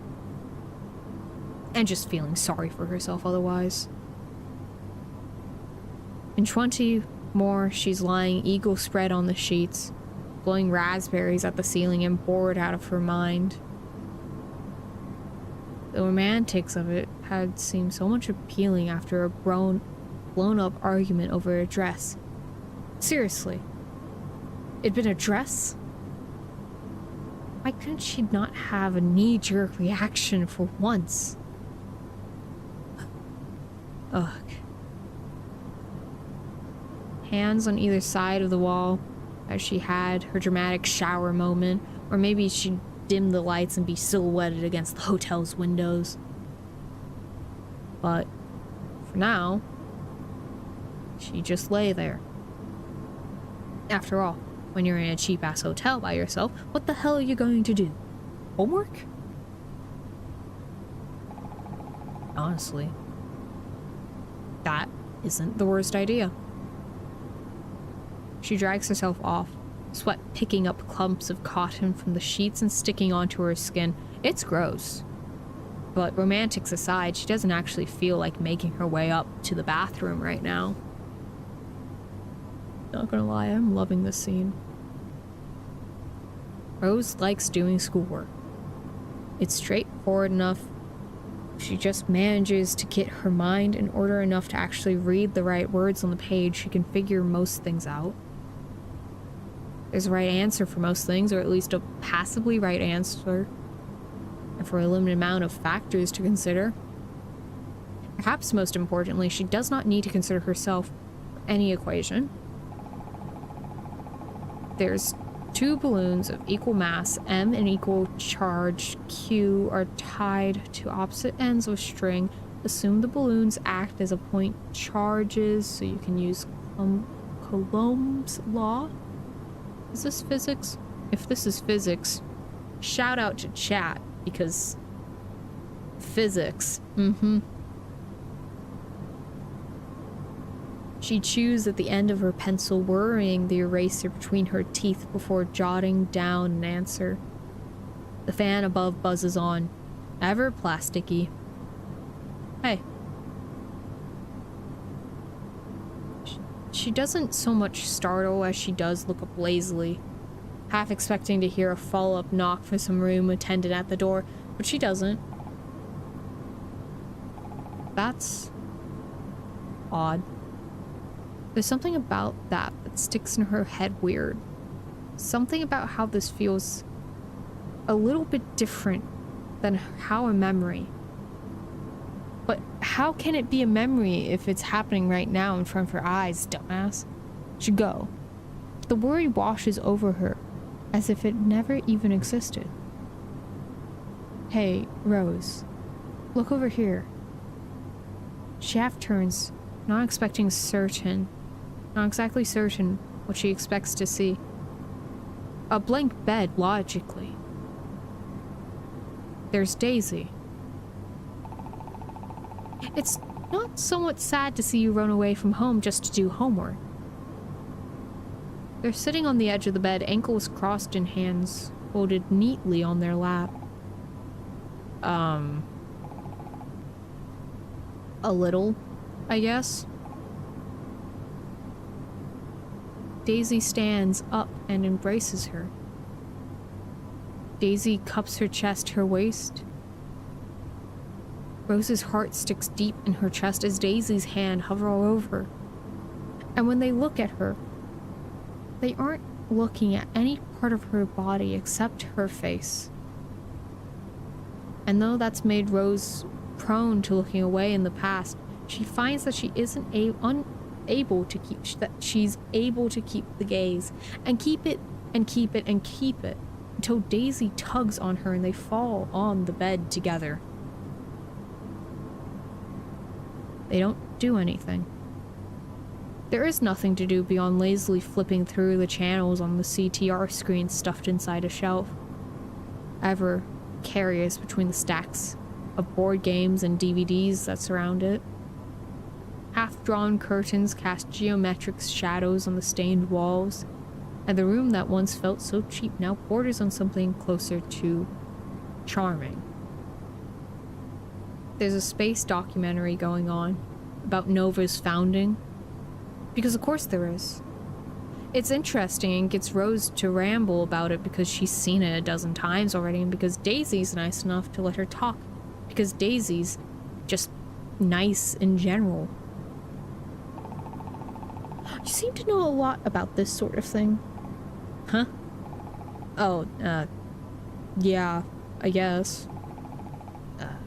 It's not weird, is it? No. Well, yes. The only people who know so much about this are nerds, after all. Wow. Sorry, I was just joking. I am glad that you have something you like so much. She tries not to care, but the validation feels good in Rose's chest.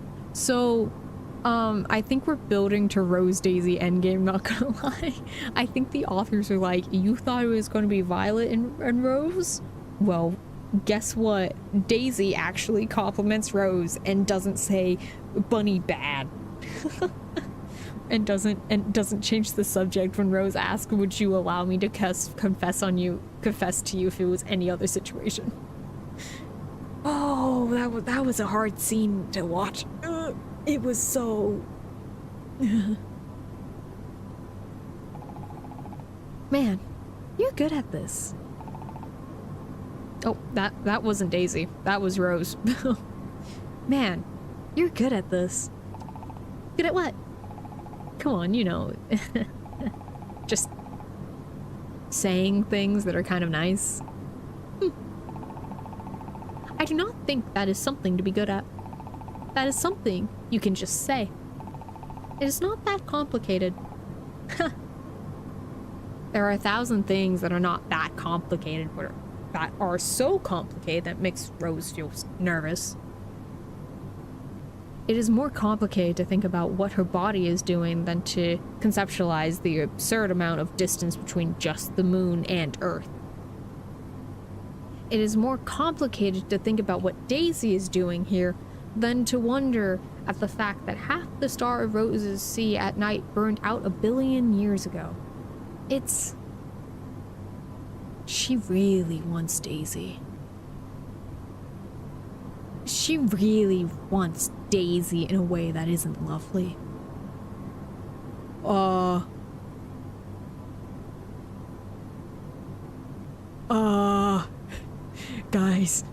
Guys, I think we might be hitting a bit of a smutty spot. Oh my god. Okay. Rose stills as Daisy reaches for the... I mean, they are in a dingy motel. If smut was gonna happen, it makes sense that it would happen here. It's just like real life. Oh no. Oh no. Okay. We are mature. We are a mature human being. I will make my way through this. I'm making my way downtown. Rose stills as Daisy reaches. Yeah, I see you. Rose stills as Daisy reaches for the cavity in her chest, where she wants there to be a cavity in her chest. It's not fair. What's not fair?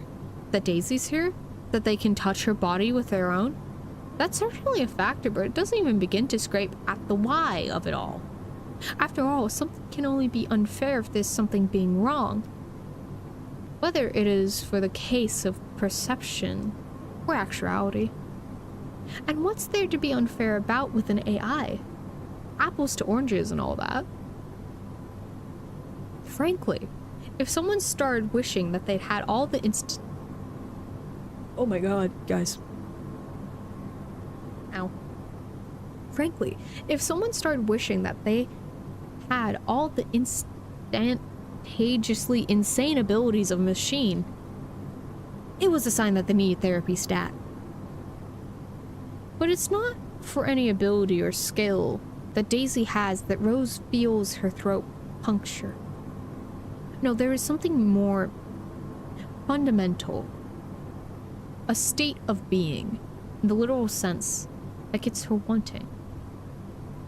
She looks at Daisy's finger, artificial and so distinctly inhuman that surely there wasn't a single person on the moon who could mistake them for something else. Daisy, why are you here? Why is Daisy here? Who do you think I am, Rose? Answer me honestly. What do you want me to be?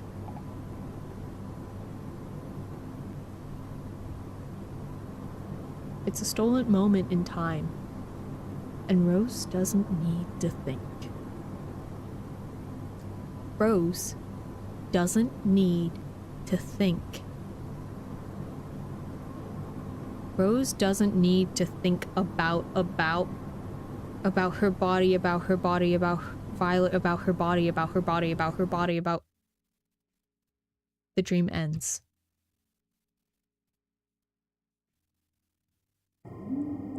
I was so scared for a jump scare right there. I was actively kind of closing my eyes, not gonna lie. Is this the horror game you wanted? Is this the fucking horror game you wanted? Ah.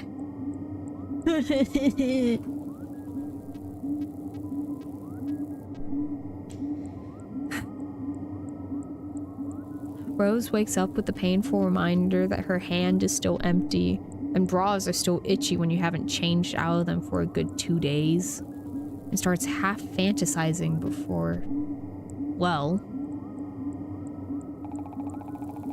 What the hell was that? Daisy's sitting in one of the chairs up front, fairly preoccupied in a conversation with Violet, the latter of whom seems fairly determined to end said conversation as quickly as possible. They catch Rose's eyes, and they wave at her. Rose tries to act as normal as she can, as she half weighs back, cringing on herself all the while. That wasn't normal. That was firmly unnormal, quirky and different and atypical and not a dream that she thought she could ever even have. You don't just dream about the pretty little robot you met that day and think about the two of you laying next to each other and then rubbing their hands down your chest and okay. She holds her head in her hands, hair drifting around her in a frazzled halo. It was a stupid stress dream. Things get weird when you're stressed. And Daisy is the first new person I've talked to in well over a year. So, of course they're in my head. It's weird, but it's whatever. It's whatever. Besides... Oh. Good morning, Rose. Violet's looking stressed as she greets her. Well, well, she always kind of looks stressed, as ever since the Earth decided it didn't need the moon tied to its waist. But the crease in her brow is more pronounced than normal. It's off-putting. Good morning. I hope you slept well. Vi? You good? She looks up at Rose and looks through her rather than at her. It's a scattered look that constantly finds something to refocus on. Her eyes jitter through through selection, and it doesn't make Rose's stomach feel any better, to say the very least. Vi, look at me. Violet gaze tracks to something on Rose's face finally. Maybe it's her nose or the pimple that started forming right under her lower lip or something, but it's no longer tracking wildly. She actually sees Rose now. Hi. Everything alright? You seem out of it. Yeah, sorry. I guess I got a little nostalgic for a second there. Sorry about that. Then, as if the moment had never happened, Violet pulls herself up, giving herself a light slap on the cheeks. Anyway, it's no big deal. What? What? No, I think that's a big deal. Violet, nostalgic for what? Nostalgic for what? What are we nostalgic for? we've got work to do, yeah. And Violet is right, so Rose does not question her further. If she says it's no big deal, then it probably isn't.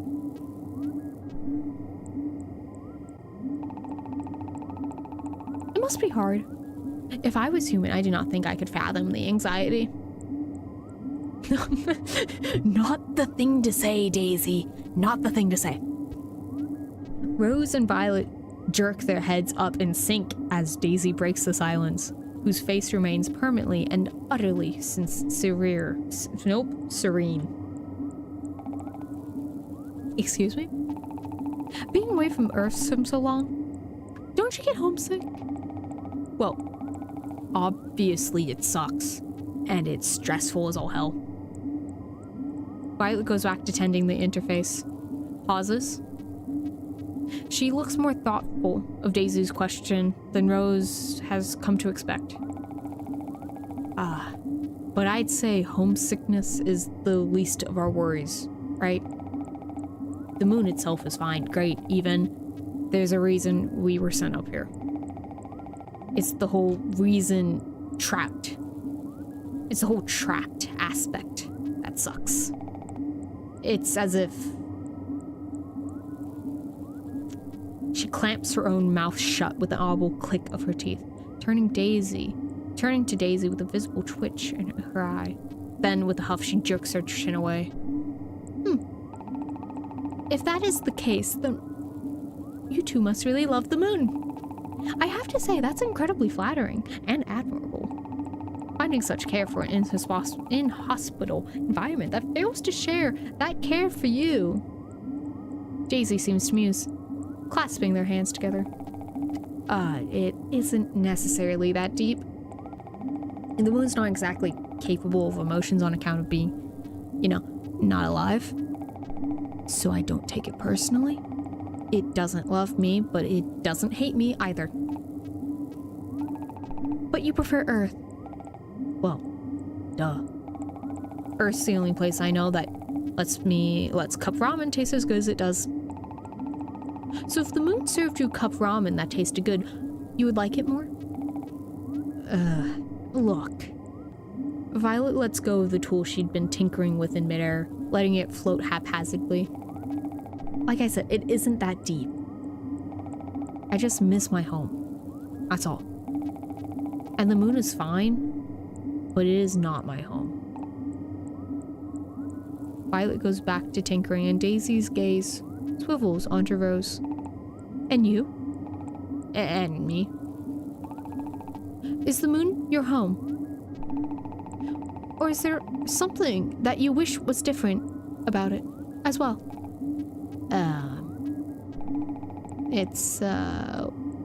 Well, I do like the moon. Always have. I thought it was really pretty as a kid. But you have a butt there, correct? If Rose took the time to be honest about it, the one thing that she really didn't like about the moon was the smell. Everything else. Yeah, the smell. Everything else she could and had learned to live with. How her hands stung when she over-sanitized, which was often. How the food was tasteless as best and clung to her teeth regardless. Even how insanely annoying and humiliating it was to have to go to the bathroom. But the smell was sterile and itched at her nose. It was artificial and empty and never stopped being the exception rather than the norm. Uninteresting as the breath of the satellite smell palette tended to be. She'd take anything from Earth at this point. Coffee shops and garbage bins alike would have been a luxury to her nose. Anything but the chemically and near vomit-inducing feeling that she's found herself tied up in here. But what would be really nice, honestly, something that definitely set itself down as Earth. School fields smell like dirt.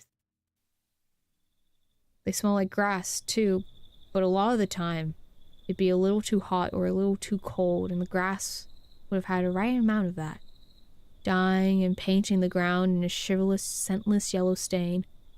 No. What was far more reliable was the dirt. Interesting. Another Rose flashback.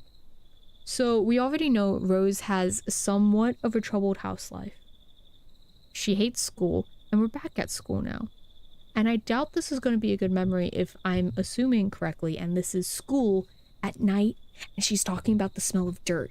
I really hope she isn't, eating it right now. When Rose was little, she thought brown sugar and dirt was all the same stuff. She shoveled it. Okay, this is not what I meant by eating it. I thought she was getting, like, beat to a bloody pulp or something like that, not, shoveling dirt into her mouth. Okay. She shoveled it into her mouth the first chance she had gotten when her parents' backs were turned, coughing pebbles out of her teeth just as quickly as she had stuffed them in there. In her defense, it seemed like a worthwhile experiment. If it was all the same, she'd be surrounded by a near infinite supply of treats. She told this to someone once. And you really believe that?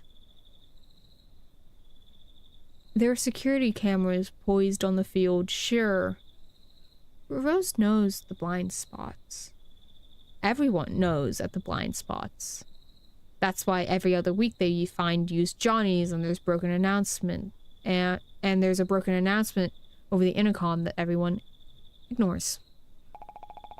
Well, not anymore, obviously.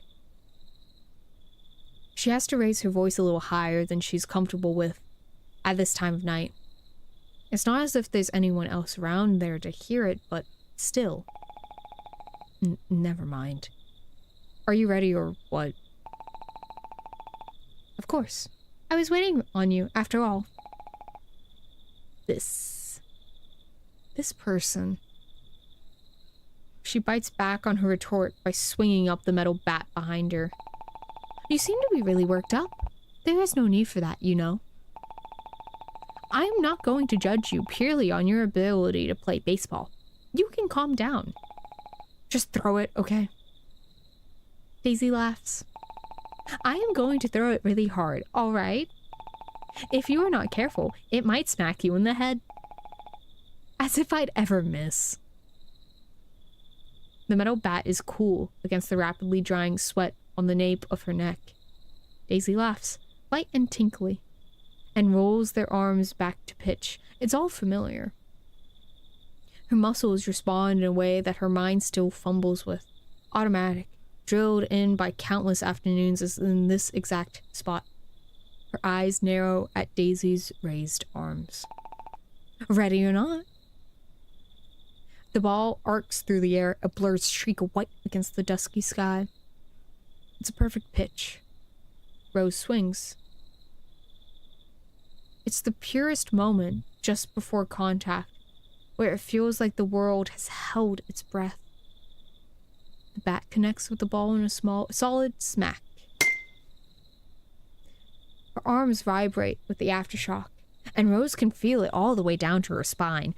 There's a split second of disoriented silence as the ball disappears into the night before the sound of its impact against the distant chain-link fence shatters the quiet. Oh, that's a really good theory.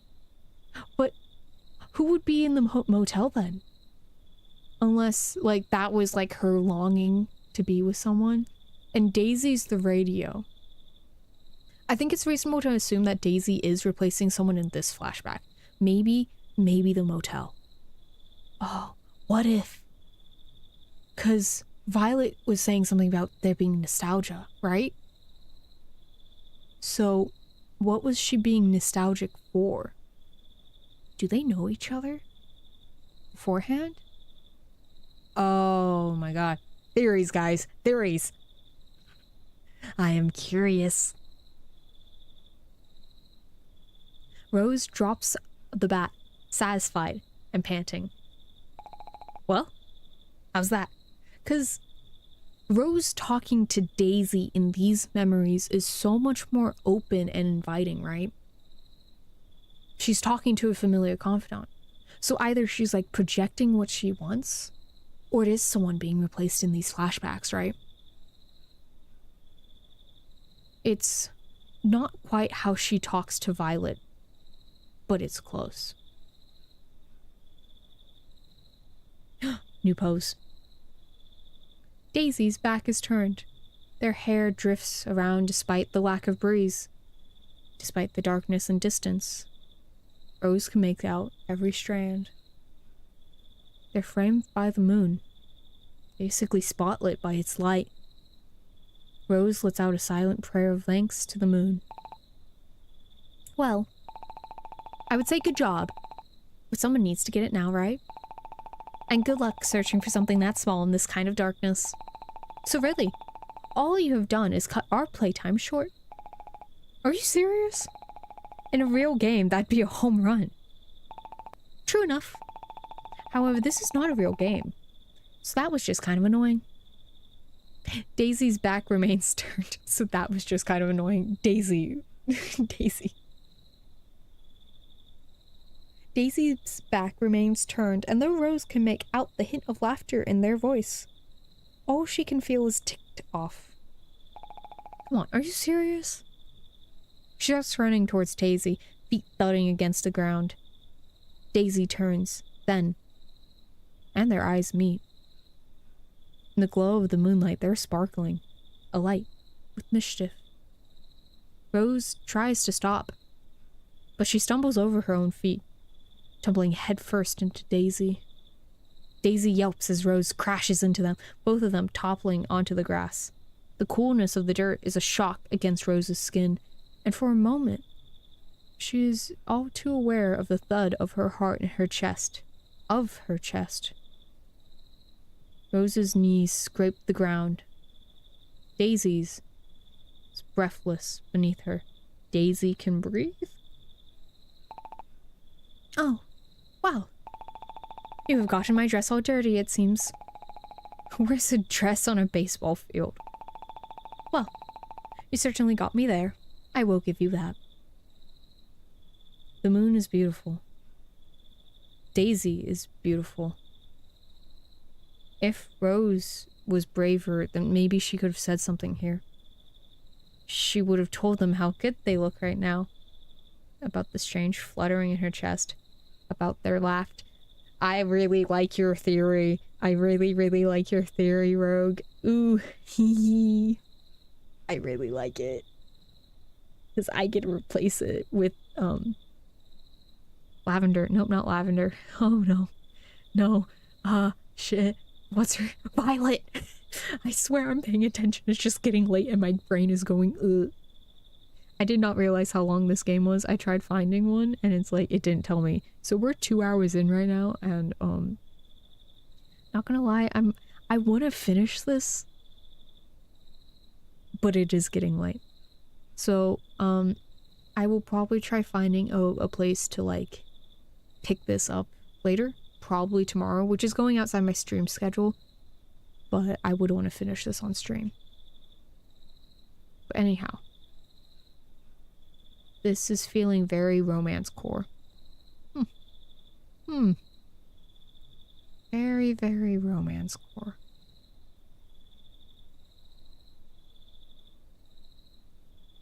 About their laugh. But she isn't.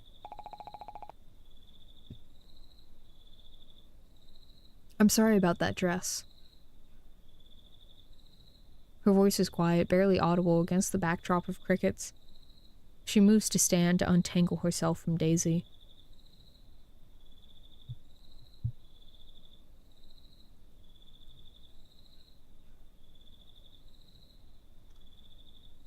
Jesus Christ. Okay. Her voice is quiet, barely audible against the backdrop of crickets. She moves to stand to untangle herself from Daisy, but a hand on her arm stops her. It is okay. I do not mind terribly. Next time. I promise I'll be more careful. It is not a big deal, Rose. It is just a dress. The tone is so matter-of-fact that Rose can't help but smile. Yeah, you're, well, It's not just that. Oh, is my dress not just a dress? Rose cannot answer, not when she remains on top of Daisy, her hands poised on either side of her, jealousy thrumming up her throat so badly she thinks she might just puke all over them. You have a dress, but you're not a... She doesn't know how to say it without sounding like a complete asshole. She doesn't know how to explain that Daisy fills her up with feelings that are ugly and border more on jealousy and longing than a pure-hearted maiden love. She doesn't know how to say that she cannot consolidate the idea of leaving from and loving a maiden in a way that does not feel nauseating. No, I mean, you're right, but, like... You say that now, but what if it was your favorite dress? Daisy laughs again, the sound echoing around them, melding with the symphony of the night. Rose can't smother the chuckle that arises in her throat at that. Well, I guess you would owe me a new... Hey! Violet's grabbing onto her shoulders, all but shaking her awake as Rose blinks blearily into focus, the delusion slipping away like sand. I'm not gonna lie. I really love the scenes of Rose's flashbacks. They're some of the best so far. They're just really beautiful. And I really like how it brings the themes into focus. I think I might try doing a bit of an analysis essay on this video game as one of my first video essays. Also, is it just me, or are those heat temperatures kind of fluctuating in a weird way?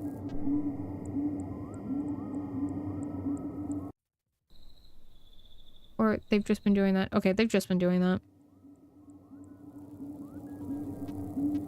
Can you press the button? No, you cannot press the buttons. Okay. Do not try pressing the buttons. Okay. Violet's grabbing at her shoulders, all but shaking her awake as Rose blinks blearily into focus, the delusion slipping away like sand. Rose... You okay? Okay. Alright. She's threading her hand through her bangs, breaths coming out in short bursts. That wasn't a dream for you, right? Or like, not a normal one? I mean, you were seeing something, right? Right there. And then, right? Just like... She clamps her mouth shut, words lost in mild gestures. It takes Rose a moment to register her words, but she nods. And Violet's eyes light up in a panic recognition. I wasn't the only one who saw something, right? Last time? And then this time, too. There's been something ever since you... Oh. What is Violet seeing? Was this the nostalgia she mentioned? Oh. What is going on? Ah! I need to find out what the hell's going on. And with that, she spins around and No, chat. Oh, fuck, my headset just died. I can't hear myself. It's the problem, I can't hear myself. Okay, plugging back in. I told myself, oh, you better plug in your headset before you start streaming, and then I didn't. Instead, I got distracted being like, oh my god, is my game audio too quiet? Yeah. And with that, she spins around in Daisy's... Oh, she spins around to Daisy's ever-innocent, billowing figure. They hover in midair, hands tucked neatly behind their back. Since you showed up, we keep drifting off like this. Daydreaming into nothingness, putting this whole ass mission at risk. Okay, so you know how Daisy said, if you can't fix the heart, my goal is to make sure, like, your lives aren't painful? And you know how doomed Yuri has been, like, you know, a popular thing lately? I don't think this is gonna end well, and I think Daisy's trying to give them, like, a good final farewell. This is... If the heart is what I think it is, I don't think it can be necessarily fixed so easily. That's you, isn't it?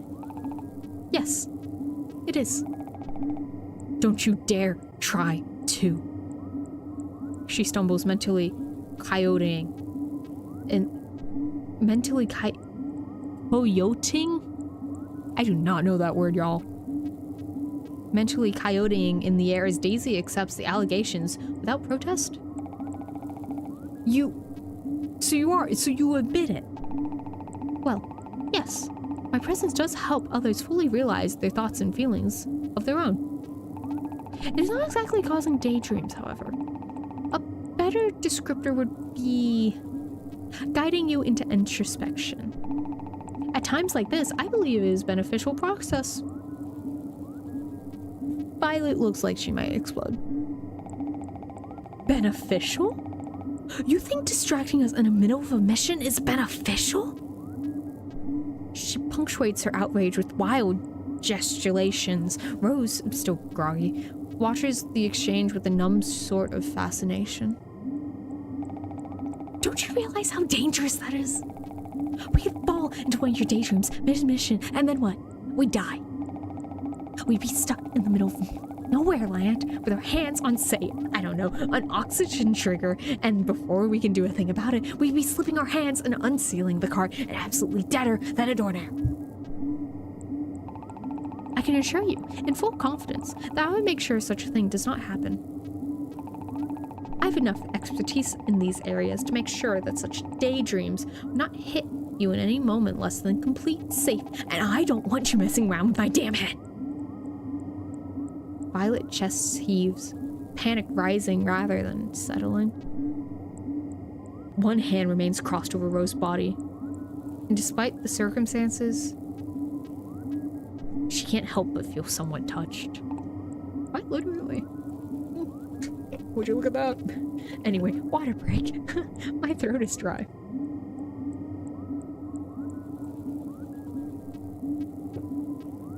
Ow. Yeah, that's an ow on my part. Throat hurty. I'm not used to talking for this long. When you put it like that, I can understand your concern. My intention is not to disrupt, but to help. However, I can better control it, if that is what you prefer. Their admission does nothing to soothe Violet. She seems almost ready to lunge at them, but Rose intercedes, placing a steady hand on her arm. It's okay, Vi. Let's just take a breath, okay? Violet gives her a quick, searching look before letting out a long sigh, nodding. Okay, Rose, for you. I don't want this happening again, understand? Daisy simply nods. Compared to Violet's barely suppressed turmoil, they are the picture of serenity. They're a little over 1,600 kilometers in when the rail car can't continue anymore. The line it runs across has worked, not beyond recognition, but certainly beyond use. Magnetic clamps straining to gain foothold before biting the dust. It's probably best that we don't push it much further. If we do, we run the risk of not being able to start the rail cart back up again. I don't think we stand a chance making it back without it.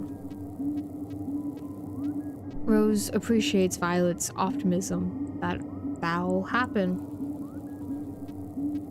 Ah, yeah, I'm wearing a skirt now. Big old fluffy skirt. Skirt spacesuit. Abandoning the rail cart means fully donning their suit. Rose pulls out of their containers, handing Violet hers. She nods curtly. Daisy peers over Rose's shoulder, but makes no comment on the matter. Somehow, that makes Rose self-conscious. Hey, give her room.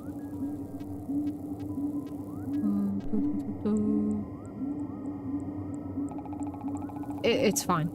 They're just curious, aren't they? I don't think there's any harm in them in their looking. As they finish, Daisy clasps their hands together, leaning over in the air till they start turning. Very sophisticated, I must say, if a bit dusty. Daisy's gaze tracks over the suit, drifting closer. Though, Rose, I do not believe that yours fits you very well. Seriously? How the hell am I supposed to respond to them? To that when they're this close? I mean, we literally had them sized for us, so that's plainly not true.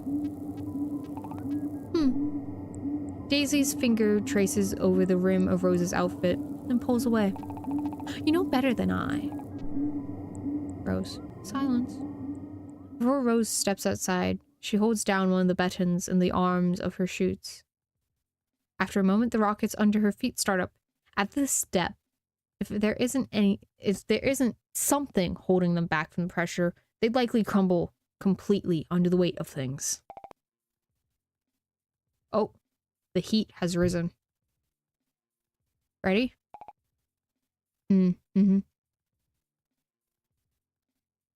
Yeah, I can't say Rose's suits her very much, but it is interesting that Violet is number 2. She is not leader. Yeah, it is, spiking.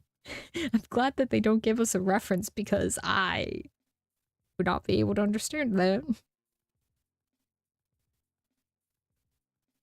I also like it how Fahrenheit and Celsius are like the same temperature. I don't know how that scale's working.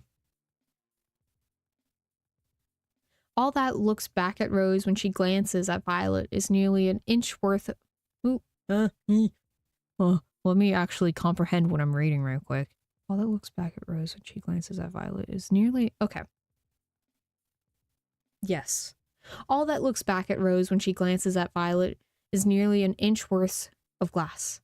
It nods back at her, and then with force, it pulls back the door. There's a moment of resistance, a stubborn reluctance from the door before it finally gives way. With a jolt, the pressurization seal breaks. The telltale hiss of escaping air fills their ears. The rail cart gives one last heavy whirl as the door grinds against it, the lunar dust that had accumulated over the passing days sweeping inside. And then, the door hangs open. Ooh. It's so quiet. With the rail cart stopped and the heart broken, the tunnel is definitely silent. All that was left was a gaping maw of darkness beyond the threshold of cart. An invitation to the unknown. Rose is reminded that she's scared. Well, off to it then. So she says, but she's not moving, is she? Oh, you need me to guide you to, don't you? Apologies. I should take better care to consider this sort of thing. Daisy glances at Rose, smiles, and then floats through the exit with a gentle beckon. Rose swallows and follows. A step ahead of Violet. When she looks back, Violet's already pulling herself through the door. The path ahead is cloaked in darkness, marked only by the occasional flicker of damaged lights. The flashlights attached to their suits feel more like a detriment at times, illuminating fragments of shadows that only seem to further pull at Rose's imagination. Yeah, we're about to go into another flashback, I bet. Beyond a few feet in front of them, it seems to get completely swallowed whole. With their senses limited, it's hard for Rose to distinguish how narrow the tunnel actually is. All she can feel under her hand is the weave of lunar stone and wire that make up the wall. And all she can see in front of her are the ever-faint forms of Violet's suit and Daisy's silhouette. She can't even make out the presence of any echo, with the suits keeping Violet's murmured instructions close in her ear. For all she knows, the rest of the space around her could be a cavernous expanse reaching out far above her. So that earlier comment about the thermometer definitely being the love meter, I don't think you're wrong. Sometimes, she almost finds her leg crashing into the skeletal remains of some long dormant excavation tool. Violet will give her a sharper warning, and Rose's rockets will thrum, hoisting her higher over the object until any chance of friction is long out of sight. With pressure as intense as this literally pressing in on them from all sides, a careless bump threatens to be something far more serious. The darkness certainly feels oppressive to match. Rose swallows thickly. The tunnel's failed lighting system half flickers, giving the illusion of visibility before throwing the atmosphere around them into further opacity. Rose? How's this going? I guess it's going. That's the sort of thing people say when they don't want to answer with something depressing, like, I'm actually doing incredibly shit. Thanks for asking. Right? She's trying to lighten the vibe, so she must be really, really out of her element. Good thing I'm not some people then. The tunnel seems to stretch on forever. Every flicker of the lights from their suits brings another weave of shadows dancing along the tunnel, flashing quickly enough that Rose's perception of the walls around them constantly changes with a failing dimness. Just like my failing ability to read. I will say I really miss being able to see Rose's and Violet's face. I like their faces, and I really liked Rose's hair. Can we bring that back, please? Can we just... I just want to, like... Can the glass be a little see-through as a treat? Rose swallows. Come on. Just keep your eyes on Violet's back. Violet's back is solid, after all. Oh my god, okay. Violet's back is solid, after all. Rose traces the frame of it with her eyes. Blue and firm and solid indeed. Someone. It's a crush. The only steady thing in her vision, really. The further they seem to go, the more alien Rose feels in space. Daisy's silhouette is the only thing unaffected by the shadows. They float a few feet ahead of Violet now, guiding them deeper into the darkness. They're seemingly immune to the tricks of the tunnel, moving through the oppressive quiet with an effortless grace. The lights of the tunnel twinkle in and out of the view around Daisy. They're a splotch of glowing white against a night sky. In a deepness that feels absolutely and utterly surreal. They feel as though they are finally complete at home. After all, what else is a lighthouse supposed to stand in a sea?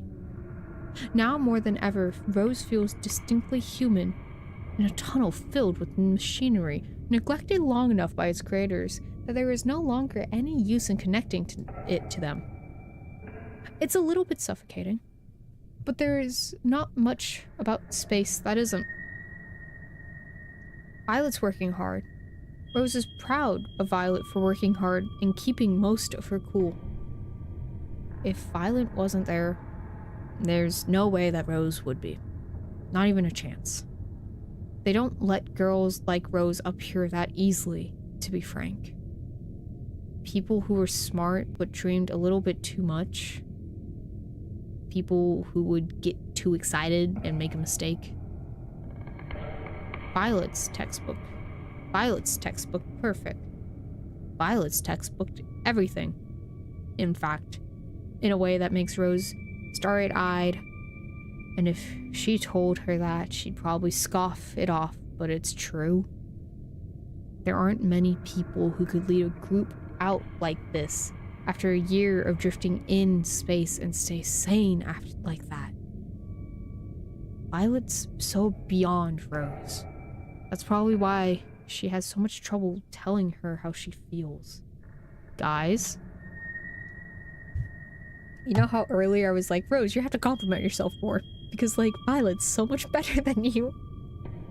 It seems Rose holds the same opinion, except, you know, the part of, like, building up her self-esteem. I mean, I guess some part of it's factual, but at the same time, that's kind of sad, girl. But I love this sort of angst. I really, really kind of want to do a little essay on this. I could do it. I think I just might. Because this game, again, reading the itch.io page, it is getting a bit of like a deluxe edition. Have no clue when that's coming out, but the creators are like, we like it a lot more. And I'm like, what are the changes you brought to it? I am curious.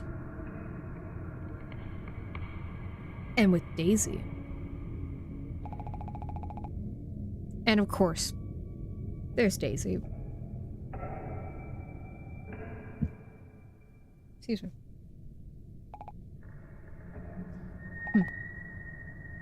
Silence. More silence. Three dots of silence. Oh, the background's faded again. Their figure, usually a peaceful interplay of chrome and soft, osculating greers, morphs before Rose's eyes. Yup. They're sitting on the school's stairs, feet bare against the uneven linoleum tiles. Even though it's, oopsies, undeniably earth, the dress remains forever floating. It's a constant play of things that could happen and things that couldn't. Enough to tempt Rose beyond her limit. This sort of thing is unfair. Seriously, when someone looks that pretty, the thought trails off and loses itself. Really, it'd be impossible to expect not to lose it. Not when Daisy stands up, gaze long and their frame outlined by moonlight. Everything looks better in moonlight. Rose has concluded. In the moonlight, the world transforms from stark reality to something far more romanticized, giving a fresh ethereal glow of paint. And in Daisy's case... You said you had something you wanted to say to me? Oh, yeah, she did. Did she? Sort of. Your brain skitters through thoughts as she tries to land on one that is appropriate. A question. Maybe, are you free tonight? Huh. Rose, it is already the evening and I am right here. So you can be the one to let me know. Damn, why do you have to make it so difficult? Talking to you. I want to get the words out already, but I can't get them. My hands fiddle with a string-worn friendship bracelet. The kind that you can either make yourself or buy overpriced on the web. Her heart is in her throat. She doesn't exactly know what she wants to say, if she's being honest with herself. Is it alright? It is alright. I think I understand. You do? Rose. I see you enough to understand some things about you. It would be a little silly to not when you spend so much time with a classmate. Oh, that makes things easier then, I think. You are right. She is not a classmate back in not... Okay, no, because she did explain, like, oh, I'm making you guys go through introspection, right? So she is replacing someone in these flashbacks. Kind of. Motel didn't have a someone in the equation. I don't think. With the baseball field? This? Yes. So who is that person?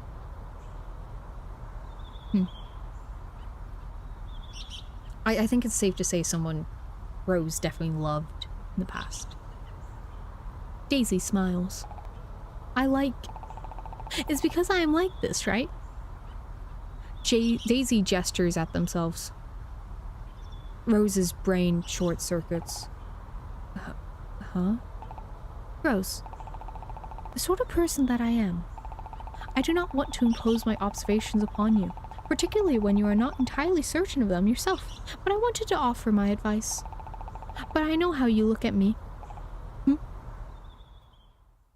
Suddenly the atmosphere is terrifying. Rose can feel every hair on her leg stand on end. Daisy takes a step forward. I know that I make you jealous, right? I know that I make you want something you do not think you can have, right? I know that I make you want to be me, right? I know these things, Rose.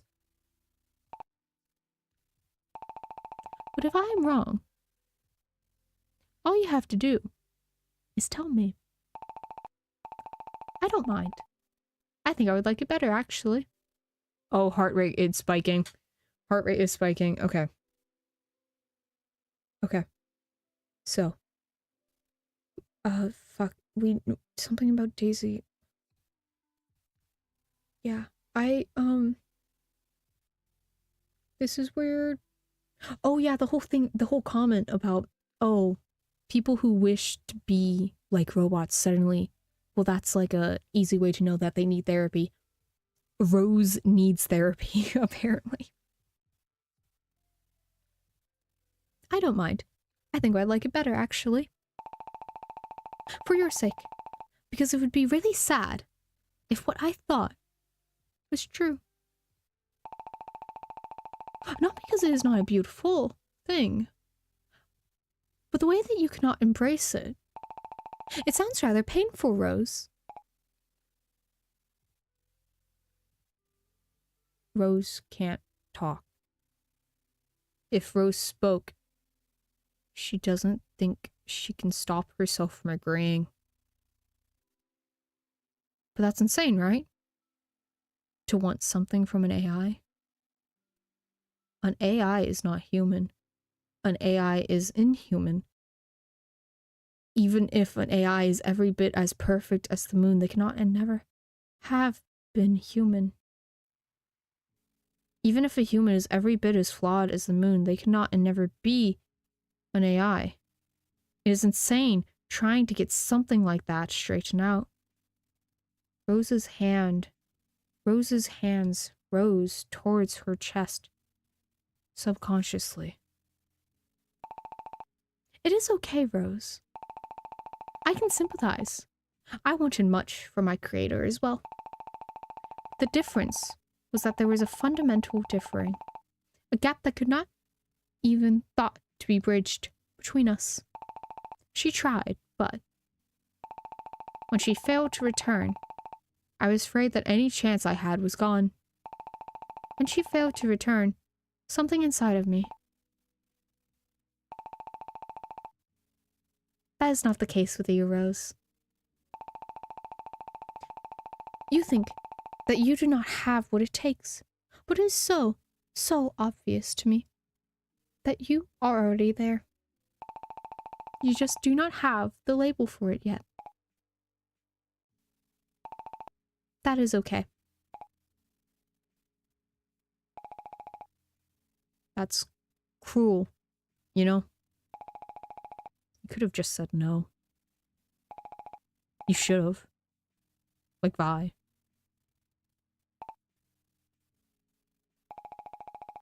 If I could have had a choice. All that time beforehand, feeling like that. No. It's no wasted time because you don't get it. I want some things, but not the way you think I do. Okay. I will not push that then. But they reach forward. Rose. The voice has changed. It is eager, enticing, excited, and with it, Rose's vision splinters. What the fuck? It does not shatter, rather split into infinitesimal shards. Rose blinks, and the shards flutter, winking in the celestial glow.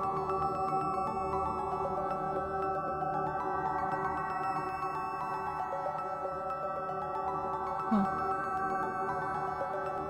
Each one of them containing a fragment of Daisy's form, a glimpse of their dress, the starkness of the skin, the pulse of their eyes. They dance around Rose in an orbit of potentiality, painting a chaotic constellation that steals her breath away. There are as many daisies as there are stars, each one a different promise, a different end. In one they are mother, their tones soft and lullabies encoded in their voice. In another they are commander, their figure standing tall in unyielding force against the expanse of nothing. In yet another they are Rose's lover. Their touch is intimate, their skin no longer metallic and cold but comforting against every fragment of loneliness Rose has ever known.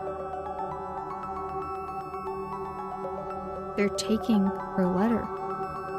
They're her high school sweetheart, the person she wanted to hide under the bleachers with after a failed football game. They're pulling her close, they're hiking up their skirt, they're Violet. They're kissing her. They're kissing her. They're kissing her. They're kissing her. Violet's kiss. Rose!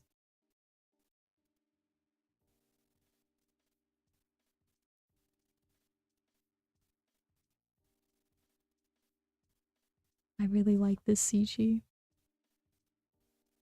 It is quite pretty.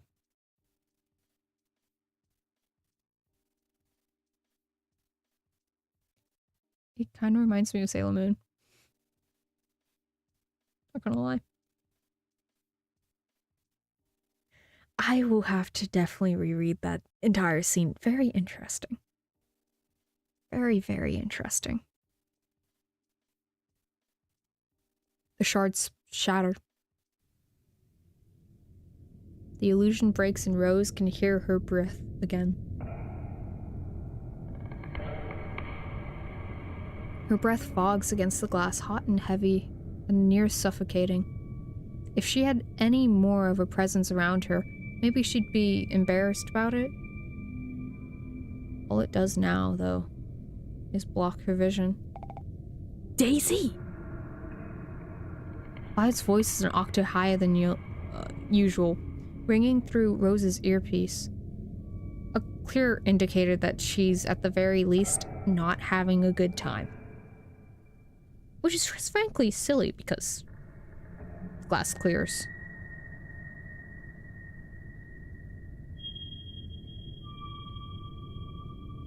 Daisy is holding her helmet by the sides, their hands gently cupping the back of her head. Their lips are planted lightly on the frame, granting Rose a chaste kiss. Chaste. Oh, whatever. Rose doesn't move. Why would she want to move? Daisy, get the fuck away from her right now. With a final lingering touch, Daisy pulls away, the hands retracting from the helmet to rest against their own form.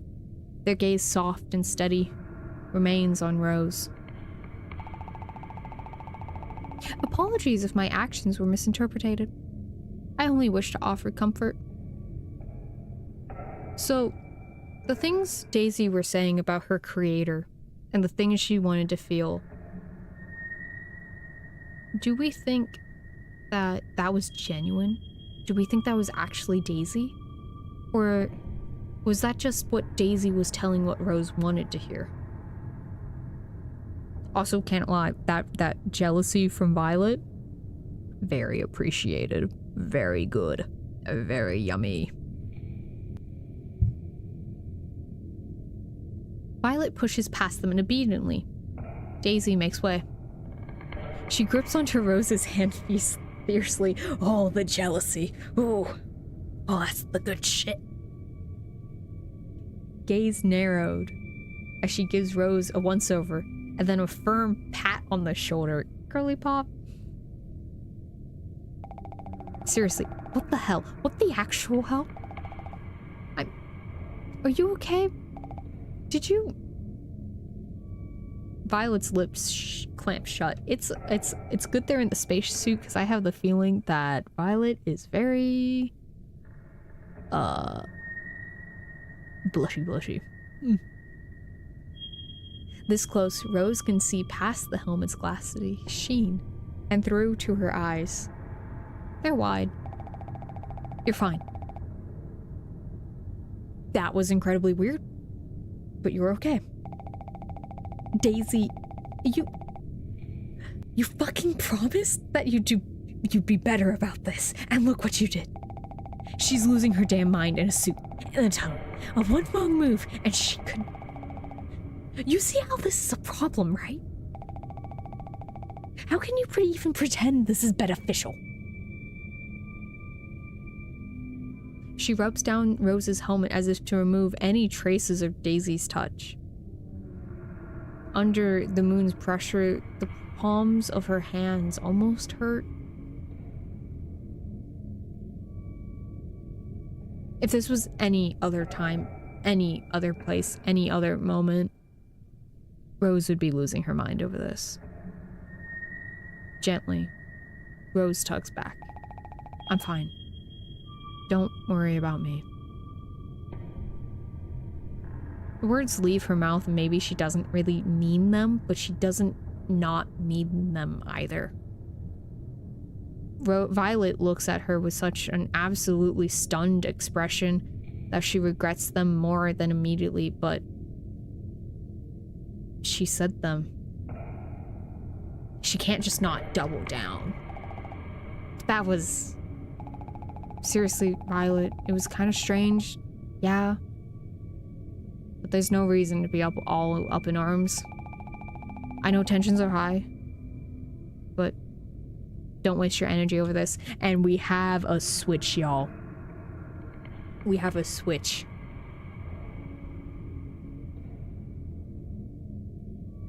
Oh, my video essay is gonna go hard. As soon as I fucking, like, read this and, like, get arms, elbows deep in it and go like, ooh, what's going on? I will be able to write a fucking banger video essay. Because they just swapped roles, and I find that interesting. I don't know, I can't tell you anything else, but I find it interesting. Stay tuned for the video essay and I'll be able to say more. She gives Violet a reassuring smile through the helmet's shell. Violet opens her mouth, closes it. Okay, you know what?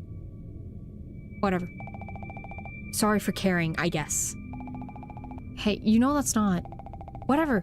If you want to suck face with some sci-fi ass sex doll, be my guest. See if I care. I'll be saving our lives in the meantime. Any potential fighting words are drowned out by the bile that rises up in her throat as Violet twists away, heading through the path head with newfound determination. Daisy, ever innocent, floats forward to them, to the side. I apologize. That might have not been the best action on my part. I'm going to save because my throat hurts. And we're almost reaching 3 hours. So I am actually going to quit. Oh, I did just save, yeah, so we're fine. So, yeah, this game, I was not expecting it to be this long. Usually Yuri visual novels are like 1 hour max. It's been almost 3 hours. Oh, we keep breaking stream record after stream record. Ugh. Thank you for staying with me the entire time. I am already like fucking conjuring up ideas about this story. It is deeply enticing. I did not realize it would be. I definitely like the vibes it's putting down so far with its introspection, its weirdness. It's not like the weirdest thing I've ever read, but you know, it has hints of the supernatural, which I really vibe with. Definitely if I ever wrote a visual novel, I tried doing the same thing with like its flashbacks and its like cool silent moments and like the low-key horror vibes. It reads as low-key horror vibes to me. It's unsettling at some points because you really have no clue what the hell is going on. I feel like maybe the exposition could be a little better, but it does do a very good job at keeping you reading. But I think we will break schedule, or at least try to, if I am not exhausted after my 8-hour shift tomorrow. And I will try streaming the rest of this game. If it turns out there's only like an hour left or like 30 minutes left of the game, we will have a very fun 30-minute stream. But yeah, thank you for joining me tonight for this extra long stream. I wish you a very pleasant good night, and thank you for watching. And I'll see you tomorrow. And if not, Friday, where we're definitely picking up this game. Either way. Bye!